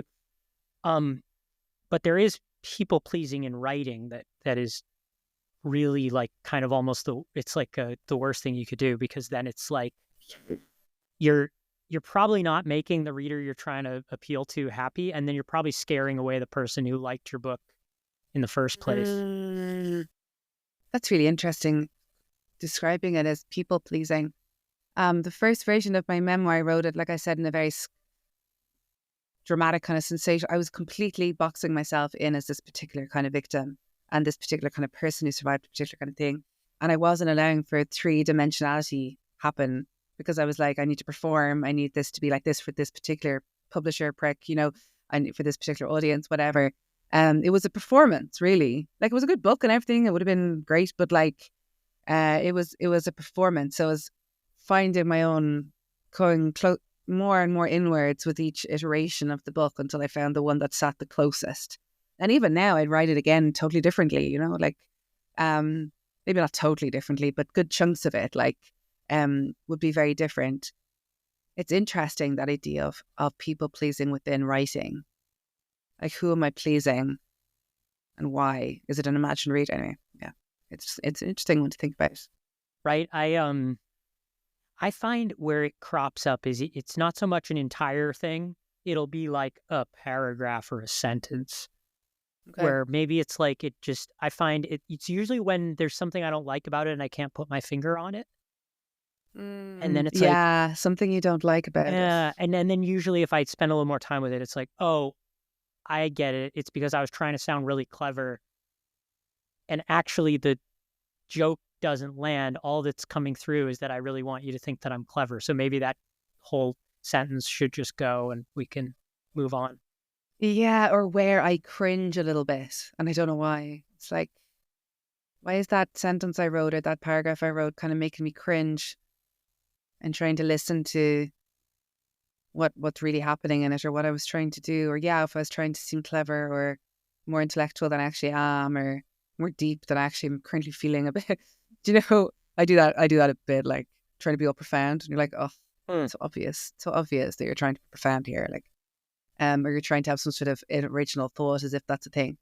And you can see it in other people's writing, maybe more clearly than your own, I think. Well, for me anyway, you can see that people that wanting to be maybe a wise, especially in nonfiction, a wise sage or advice giver, somebody who knows, and they're like 25 years old. It's like, sorry, like, oh, even if you were 85 and you wrote in that tone, I would still be like, ugh.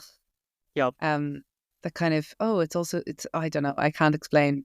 You know what I mean? Sure. Well, and I mean, writing that comes across is really wise and full of Yeah. helpful, like doesn't actually, it's not written that way. It's not written in a pompous, Yeah. um, Yeah. But like in any girl, I fully fall into that, like fully. And at times, I know I did. I know for sure I did. I'd have to like really troll back and see, but where exactly. But I'd say in the latter chapters about shame, I definitely did when I was writing about shame, get into kind of a wanky. I'm gonna impart my wisdom on you guys. Um, Shame is a lighthouse. You know, I don't know what I was saying. So, oh, cringe. But like, there's definitely wanky things I wrote about shame in there. I know for sure because I even remember back then questioning that and being like, you know, when you're so tired in the writing process and the editing process and everything has taken a million years, I'm just like, it's fine. It's fine. It's fine. I'm not going to dig into why I'm cringing at this because it'll take too long and it's fine. But yeah, definitely. But you have to let yourself fall into your wanky ways when you're writing as well, you know, and learn from them and not beat yourself up. But we all have to be wankers at times. yeah, absolutely. How can you not be a wanker if you've never been one? How can you know Oh, totally. what Well, that is then? I was going to say, like, if anything, I think sometimes that sensitivity to not wanting to sound like a total prick is a good thing. It's kind of a sign you're on the right track because a total prick wouldn't be concerned with that. Exactly. Or a very unself-aware person, you know. I mean, as a writer, you want to be self-aware, I think. I guess, like, don't do the writing equivalent of those black and white photos that you're describing of like the ankle socks, like, because no one's actually going to look at the picture. They're going to look at how cheesy the setup is. Oh, and it's so, what's the word? Oh God, I'm so sorry. Begins with a C. It's so contrived. Contrived. It's like a facade of happy families while this guy is like paying me to have sex like in his spare bedroom. Like, so gross. Yeah, like don't So be a gross. punter, literary or otherwise, I guess is the now Yeah. I wanted to ask I want to be mindful of your time here. When it comes to like just in general writing a memoir, and even if Yeah. it's just like I'm old and I want to tell my life story, and um any advice, like if you were, say, running a workshop, what would you kind of what's the homework? I have no idea. I don't know. I'm so sorry. No clue. I'm not good at this question. Or people say like, what would you say? You know, what would you say to rape victims or anyone who's in? I'm like, I don't know. I don't know what I would say. It would depend on the person. But with this context, I genuinely don't know. Apart from one thing I would say is don't just try as much as you can to forget about the outcome of what you're writing. Forget about it having to be published and having to, you know, forget about the publishing process and who your agent might be or getting an agent or whatever. Just forget about as much as you can. Like, obviously it's going to come up in a vulnerable time or when you're doubting your work, you're going to be thinking, and then this and then that, and I can't do that, and I'm not a real writer, blah, blah. See if you can park those thoughts, because the most important thing is just to write the words, to write down 40,000 words. And if you just commit to 40,000 words of truth telling, and you can work it all out later, but just see, what do I have to work with here before going any further? I would also recommend making some writer friends, joining a writer's group. It doesn't matter if you're writing a memoir, nonfiction book about sea life in Antarctica, or if you're, you know, got the dream. I used to want to be a marine biologist, and I must have been, when I was a kid, I must have watched a documentary about humpback whales off the coast of Newfoundland. Is that how you pronounce it? Newfoundland? So, Where are you from? I'm Massachusetts, which is on the east coast of the U.S. near Newfoundland. We'd say Newfoundland. Newfoundland. That's it. I knew I was saying it. And I was like, I'm going to be a marine biologist and I'm going to live in Newfoundland and research whales. That's what I thought I'd do. I didn't do that. But it doesn't matter what you're writing about. It could be fiction or whatever, short stories, poetry, whatever. Find a writing group and join it and make friends with other writers, because the people in your life don't care. They're not going to care, nor should they care about the intricacies of you trying to write your book, whether it's a memoir or not. Like, just join a writing group. That's what I'd say. Forget about the outcome. That'll happen when it's going to happen. And don't try and have a path laid out for yourself. Just stick to, I need to write the truth in 40,000 words and I can add on another 30 later. But right now I'm just doing 40,000 and I'm going to work on that with my writer pals, my writer group, a good writer group.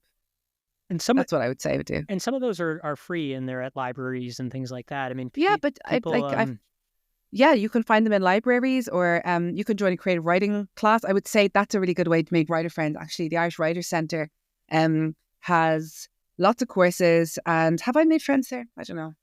I'd like to think I have. I don't know about. But that's a good way to connect with other writers and to really look at take yourself seriously as a writer, as opposed to, because when you're writing a memoir, you can get very sucked into, I'm not a real writer, I'm just telling a sad story, blah, blah, blah. Like your mind is trying to stop you from doing the scary thing. So it's going to come up with anything going to stop you doing it. So I would say do the behavior of a writer who takes himself seriously as a writer. It doesn't mean you're dour and serious about it the whole time, like obviously, but like do the behavior of that even if you don't feel like it. Like I'm always talking about this in psychotherapy as well. Act as if you take yourself seriously. You don't have to feel good about it. You don't have to feel great about it. Just do it anyway. It's like if I don't want to go out, I'm not going to get into psychotherapy stuff. But anyway, moving on. That's what I would say. Act as if you take yourself seriously as a writer. Join a writers group. Make writer friends, and then you can form a group together. That's what I do. I've got 2 different groups, and just stick to 40,000 words or 20,000 words if 40,000 feels too much. And for folks at home, and this has come up before because word counts seem to be really mysterious to people who don't write. That actually isn't very much. It's a page a day for half a year or so. Yeah, and that's just your foundation to go on. I mean, a book is about, it could be any length really. It doesn't matter. You can have a very narrow collection of essays that's very short. But generally speaking, a book is between like 60 and 90,000 words or 100,000 words. But like your book or however the story manifests is gonna take whatever shape it wants. A book I'm writing at the moment is like decided, and it does its own stuff, and you just have to kind of, this is gonna sound really wanky, but like be the vessel for it. Like you just have to let it be what it is without trying to control it. Because when you control it, then you get all fucked up with it and you get all stuck and you don't know what you're doing because you're trying to like control every word or everything that you're doing. But actually, if you just kind of relax a little bit and let it take its own shape. So it could be a book, 40,000 words, say, but it could also be a book way longer. It could be a collection of essays about your experience wherever you are doing whatever it was. It doesn't have to be a memoir. But just just play around with different ways. But the best way of doing that is to have a writers group that you can talk to about, and you have allies in the journey because people get it. It's very lonely. I've got 2 writers groups, and like I love them both so much because I've got allies, and everybody takes each other's work seriously. It's everybody connects as writer peers, so you feel respected in your work and you respect them in their work, and it's really validating. That's a huge piece of it. I've even had that with editing and ghostwriting projects where somebody said they were just, it was nice not to have to do this alone. If I can turn the question around kind of in a compliment to the way your book is written, I think people put this weird pressure on themselves, especially with memoir, especially with tough topics, to like sort of just lead with significance and clout. And the one really annoying form I've seen it take is where people will like name drop, or they'll think what's interesting about a story is that they met someone famous or went somewhere. I was given a piece of advice once that like, I went to a place isn't a story, or like I got drunk isn't a story. We're here for the change in a character, or the arc. Yeah, and I mean and I feel as though like talking about your book for the last hour and 50 minutes now, like the things that have come up have been these like details and things. So for example, like you're not in your book, you didn't say this guy's a scumbag, what a scumbag, can't believe it, what a jerk. It was like you described how tacky the family photos were and the fact that he had a family and these things that are revealing. And I think if more people trusted themselves to do that, we'd have better memoirs in this world. Yeah, drop into the detail is a really good tip. to drop deeper rather than try and be wide. It depends what you're talking about, you know. I was talking to my friend earlier. She's a child sexual abuse survivor, and she wrote a memoir called Above Water, and she writes a very broad story about the abuse, but also her family and her life and her growing up. And there's a lot of a scandal about this particular swim coach. He was in the papers a lot over the years. He's still in the papers a lot. He went into hiding in America, in Florida. But she was writing a holistic kind of telling of herself in the context of the abuse. Whereas in my book, I had to drop real deep into one strand of my life, because I had lots of motivations, but I wanted to protect my family.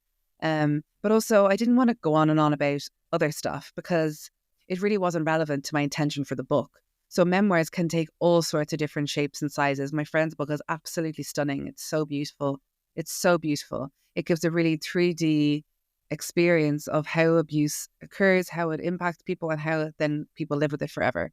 Whereas my book is a real drop down into one piece. And it's a very kind of can be a very jarring drop down. But that was my intention. So you can do whatever. But I would say that's a really good tip with the details, to like drop into the details of the moments that feel significant. And that would even be a really good exercise to, like, if you're thinking about writing a memoir about whatever, that you jot down some experiences that happened or whatever, some images that come up or whatever, and see, can I write about them in a really detailed way, or can I drop down into them and drop into the felt sense of the experience, the body and the feelings? Can I immerse the reader? Can I immerse myself through the writing back into that experience again? Because that's how the reader will then, connect in their hearts. It's like Ernest Hemingway. I think it could be a total misquote. He was like, if there's no tears in the writer, there's no tears in the reader. It's very true. Although I have to say, I didn't cry once writing my book. I was just like a stone wall writing it. I was like, this needs to get done. Like, I wasn't feeling much. But I was like switched off while I was writing it. I was very like dissociated and like numbed out while I was writing it as well. So, Now I have a follow-up question to that. But when it comes to working with like in my job where I'll be writing someone's story with them, when do you think someone is ready, from kind of therapeutically and creatively? And I guess in the past, where I have drawn the line, I'm curious what you think about this. It's okay if our calls are tough. It's okay if you cry a lot during the interviews. I think where it becomes challenging and there's almost an ethical responsibility to maybe suggest, like, go do some therapy or something, is when someone kind of can't confront the material at all, because then we're not going to be able to edit it. Because if you're just going to get upset by speaking of the incident that forms chapter 3 or whatever, then there's sort of, I remember in college, I was in a writer's workshop in a creative writing class, and someone wrote a story about parents getting divorced, and they were just breaking down while reading it continuously. Which was a real bummer for the rest of us, because we now had to give them constructive feedback. And how are we supposed to do that to this like crying person? So I don't know, like what's like, is there a clean answer there? I don't think there is. I think if you're writing about your personal stories of trauma and pain and so on, I think you need to have support for sure. And that could be in the form of a therapist.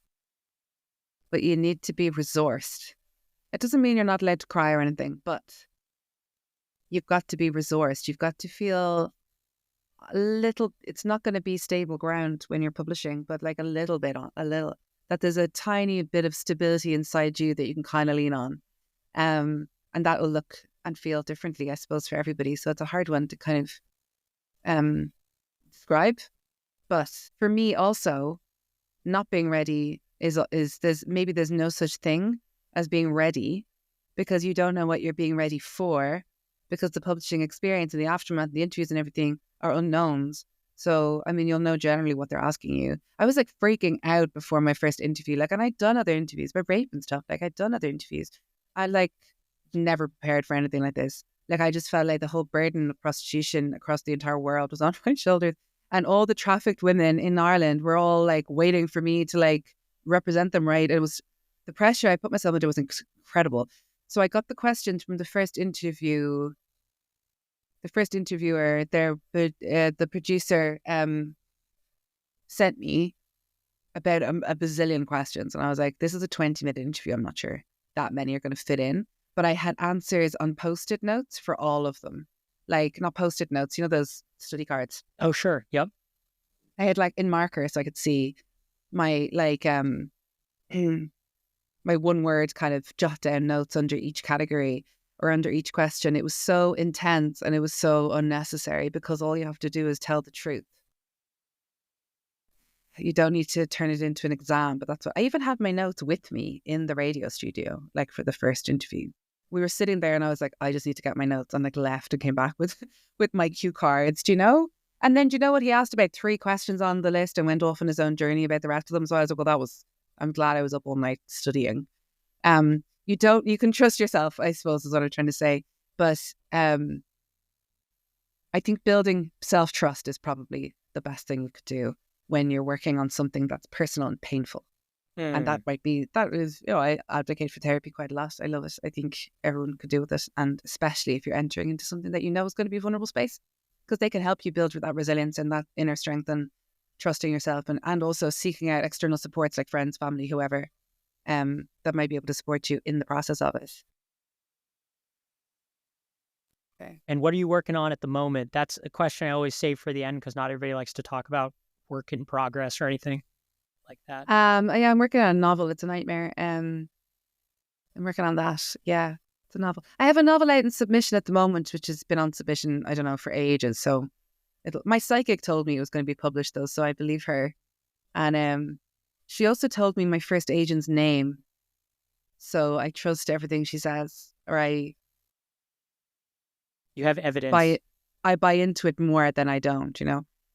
She said it would get published, but that would take a long time. That was back in May. So I'm like, she's right, you know, she's right. So I'm waiting for that to get published. I just quit my job, which is cool, as a therapist. Yeah, it's great. And I'm working on a novel. That's it, really.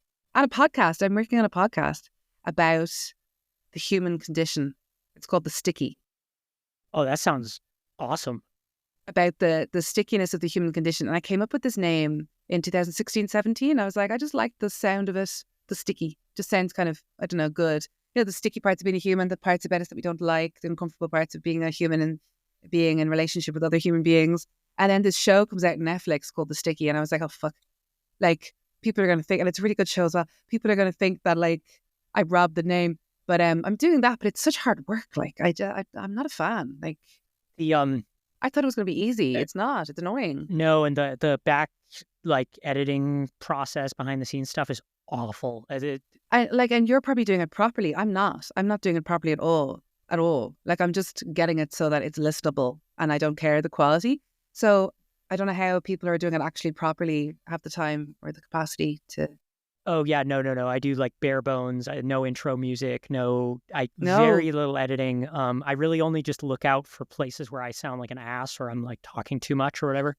I kind of wish I could do that in real life. Oh, me too. Edit ourselves. And I'm listening back going, Mia, shut up.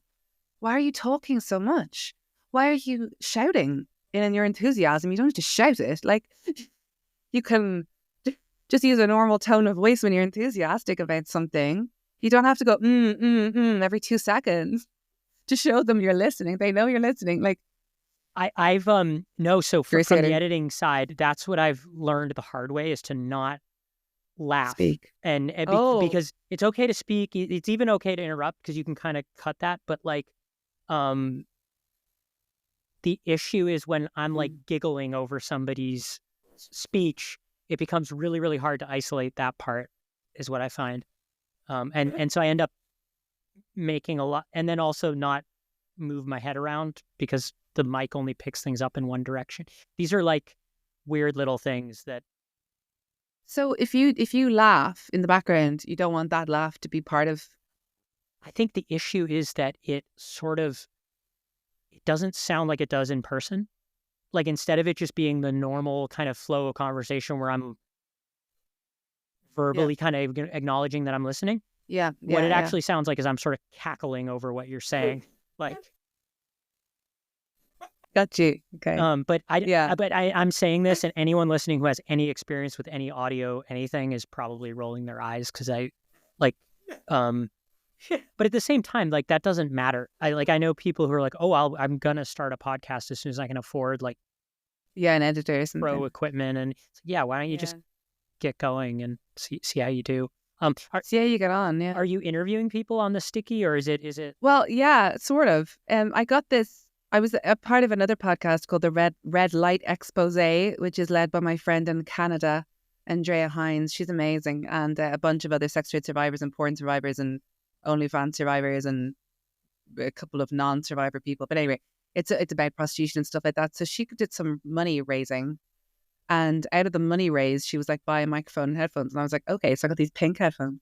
Nice. And now I'm like, well, now I have a microphone, so I may as well start that podcast idea I had like 7 years ago. May as well. I'm kind of talking to people, but it's more like it's not an interview as such, I suppose. It's like a conversation, But I'm also doing these mini episodes about different psychotherapeutic theories and stuff like that. Little rants I have about my hatred of life coaches. You're not a life coach, right? No, God, no. Oh my God, I cannot stand them. I hate them all. But I hate them all. Well, like, we ghostwriters swim in a lot of the same circles because that is like, they are great candidates for books. Yes. They're great for the advice, aren't they? How to change your life in 10 steps. Oh, unlock your potential. Like, all these terms that are so annoying. Unleash your inner. They're unleash. It's not an animal. What are you talking about? They're sort of like God's gift to a ghostwriter, because what you can do is just sit there while they. It sort of reminds me of like Marlon Brando in Apocalypse Now, where he's just espousing his theories about how the world should work, and everyone else is so grateful to just listen to him. And I can't stand them. No, I'm interested in people who give advice generally. I'm like, why are you giving advice? What's going on? I didn't want to interrupt you with something like trivial and silly, but if there's one thing on social media to feel positive about with kind of men's reaction to like women online, when there's this phenomenon where when there's like say a woman talking about whatever, but there's a guy below being like, what's her at, and trying to get her OnlyFans or whatever, some other guy, always a guy, will reply, here you go, and then tag a not terribly attractive man. I do love the internet. I love the internet. I love it so much. I'll never leave it. A beautiful thing online that I find, this is totally not what you're talking about at all, but it just popped into my head, is when men share my book on social media. I just love it so much. I'm like, they don't do that. And it's so nice when they do, because it's a bit like going against the bro code, I suppose, by being like, prostitution's bad, everyone should read this book, is saying no to something that is traditionally built by men for men. So I always, or when they're bothered to write a review on Goodreads or Amazon or whatever, it's just mind blowing that a man would do that, and they're not going, I've got daughters, I've got sisters. They're not doing that. They're just being normal humans and being like, this is a great book. I learned a lot. It changed my mind, whatever. That really, and it's not fair that it moves me more than women writing to me long emails and stuff, and how gorgeous that is. But like, it really matters, because I'm like, oh, this is what you wanted, like, and it's happening, in small, like a handful, but still. But that's cool. And I mean, it's not especially, even though it deals with gender and gender politics and stuff, it isn't like a gendered book. I mean, there was a lot there that, I mean, again, like the thing about people pleasing, I found like that was somebody from a totally different experience telling my story. The fawning piece around fawning. I got goosebumps with that, telling two separate friends that you liked their art project best or something in school. when I was 6. Yeah. Because, like, I don't know, like when I was a kid and I thought the way to make, in air quotes, people be not mean to me was to be overly nice to them. Yeah. Yeah. And And you're betraying your own truth then. yes, You're sacrificing, even in that, no, I like your picture better when I'm 6 years old, is like you're what's the words? Oh, I can't think of words today. Yeah, but you're betraying your own truth then for the sake of someone else's comfort. And then I did that over and over and over and over and over again with this abuser guy and with even my family. Like, won't tell them what's going on with me because I don't want them to feel bad, So you're letting yourself down for other people's comfort, which is not their fault. It's not their fault. At the risk of introducing like a fresh tangent, there's one thing that comes to mind when it comes to internet culture around porn and kind of young men's values, and that seems fairly positive, and it seems to cross a lot of different lines of who's involved online, and that is this kind of movement against porn, and it seems to be a male centered, or at least there's like on Reddit, there's different communities. There are like guys who are either totally abstaining, trying to quit, whatever. They seem to be sharing a lot of material that puts emphasis on like the human cost that goes beyond just that it's bad for their own psychology. I'm wondering what you make of that. And oh, that's cool, isn't it? I didn't know that was happening. That's amazing. I did hear the no fap thing. Oh yeah, that's almost borderline cult from what I've seen. Yeah, it seems that way, doesn't it? Like, it seems a bit like they're getting off on the not fapping or something. It's like weirdly, I don't know. Like, there's something erotic in it for them. I don't know, but it does seem a bit odd. That's cool. I didn't know about that stuff. I guess like what I find kind of interesting about it is it seems to be that the demographics of it are sort of like gym bros and stuff, which you might otherwise think might have some kind of objectifying sort of toxic ideas about women or whatever. Yeah. But that's not who's like sort of loudly advocating to, like, or even in sort of gamer culture, there's this idea that OnlyFans is like a form of simping where you're like, yeah, you shouldn't be doing that. That's cool. And it's funny because it sort of hijacks a very like male peer pressure attitude, which is like, you're not like, it's like less manly or unmasculine to pay for OnlyFans or whatever. Yeah, but isn't that great? Doesn't that show you how much peer influence is the greatest motivator for change? I like to say repeatedly at all times. Like, it's true. Like, what your friends and family think of you really matters. Like, whether you'd want to think that's true or not, like it is true. So men, like, as a group, have the power to shift the culture into one that's going, no, it's not good. You're cast out of the bro code if you pay for sex or whatever. It's not acceptable to the rest of the bros if you do that. And I think that's what they could use, though. It's great. It's like bullying, but in reverse. It bully. It is bullying. It's fine. Bully them. Amazing. We're sanctioning in this instance. Yeah, definitely. Peer pressure them. But just kick them out of the group, because we're wired, our survival wires are like, you need to belong to the group or you're fucked because a lion will eat you. It's from that long ago.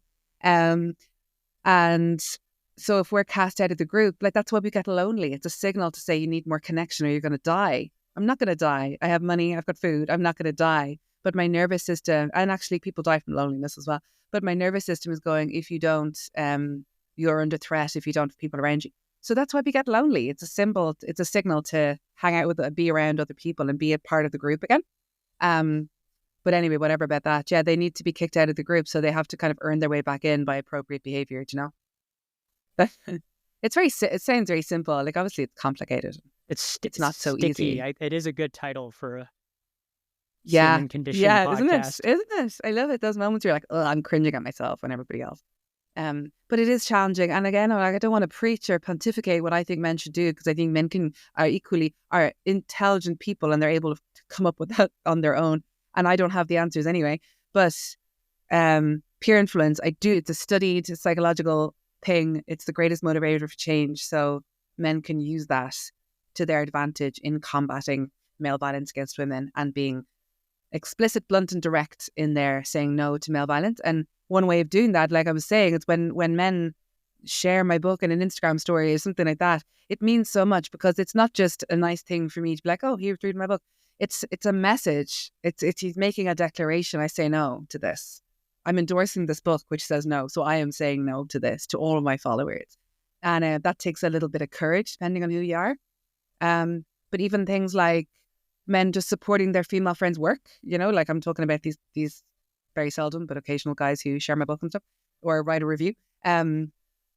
They can, or they can start with their own, like what we were saying earlier, like the change starts from within, but like start looking, you know, if they're bothered, because this is annoying hard work, like, but to look at their own inherent biases about women. Like, you know, the way we say everybody's racist, like I'm fully buying into that. I'm like, I'm so racist. I don't know fully how, but I feel it sometimes and I can kind of identify it sometimes. And I know it's not my fault. And that's crucial to know. I was raised in a particular society. I was conditioned in particular ways. It's not my fault. But it is my responsibility to look at how that might play out for me in my life. And that's my job. That's all. Just to gently, with compassion, become aware of when that might show up. And in weird little ways it shows up, which might be very jarring and like, oh, what? I'm a therapist. How can I be having that image or that thought or whatever it might be? Or whatever. But I'm a nice person with that. But if we can allow that's part of the course. Like we're products of our conditioning and our environments. Like we're going to be homophobic, we're going to be racist, and we're going to be misogynistic. I've got my own internalized misogyny going on as well. Like, but for men not to be defensive around that, just like, yeah, I'm full of it. Like, you know, I watch porn, I whatever. And I'm not saying porn is bad, stop watching porn from some moral thing. It's more like it's bad for everybody, but maybe to question, just to turn inwards, like what is going on for me in this urge to watch this particular whatever, you know. I got a little mini lecture from a Gen Z or whatever they're called about ethical porn the other day. I had to like hold it down. I was like, oh my God. Yeah, they're king shaming. King shaming. Oh yeah. I was like, are we seriously? I was like, she doesn't know me, which is fair enough. But I was like, if you knew me, we wouldn't be having this conversation. There's no point to it. King shame. I'm such an endorser of king shaming. Let's shame all the kinks. It's fine. We're allowed to. I feel as though those I'm open to people, they're kind of the equivalent of like baby boomers who during the sexual revolution of the 60s thought that they had basically invented it and that their grandparents weren't doing the exact same stuff. It's those can, and I think the other side of the same coin is the kind of libertarian, like legalize it and it'll be grand kind of argument, which I purposely didn't even want to get into here because I think so complex as well. And all of those things can end up being just smoke screens for anybody getting anything productive out of the conversation. Yeah, definitely. And it's an easy answer as well. Anyway, legalization ups the trade. It expands the trade. It expands trafficking, so it's bad. But then people have a great way of cognitive gymnasticking and language gymnasticking around everything to make it more convoluted than it actually is. Yeah, sorry, I can't remember what you were even saying there. All good. Yeah, no, that was just another tangent. But Mia, thanks again for chatting with me. Where can listeners find you and keep up with your work? Yeah, if they want to, they can go on my website. It's miadöring.com. I don't think do I have links to my book there? I have definitely talk about it on there. But anyway, you can just get my book if you want, which is always a joy. And if you're a man, you can share it with me online and review it on Goodreads. That'd be great. And oh yeah, or you could go on Instagram. I love Instagram so much. I'm at Mia Christina Graham, which I thought was hilarious. To get Instagram into my name, just in case that isn't obvious. I love Instagram very much. I don't know why I love it so much. I think it's a very friendly place to be, generally speaking. Do you know, it's kind of a connecty kind of version of social media, I feel. It doesn't lend itself to ranting. It's really hard to rant or pontificate. Can't rant. Because you can rant on Facebook, yeah. Oh, yes, you can. Yes, I've been there. In the era of 2009 when not all men kind of became a thing. I was ranting. It's nice not to rant. Yeah, you have to, especially these days, like save your energy. Mia, thanks again for coming on. Thanks a million. Have an epic story, I'd love to hear it. You can find me at dailyprose.com or on LinkedIn. My links and Mia's are in the show notes. Thanks for listening.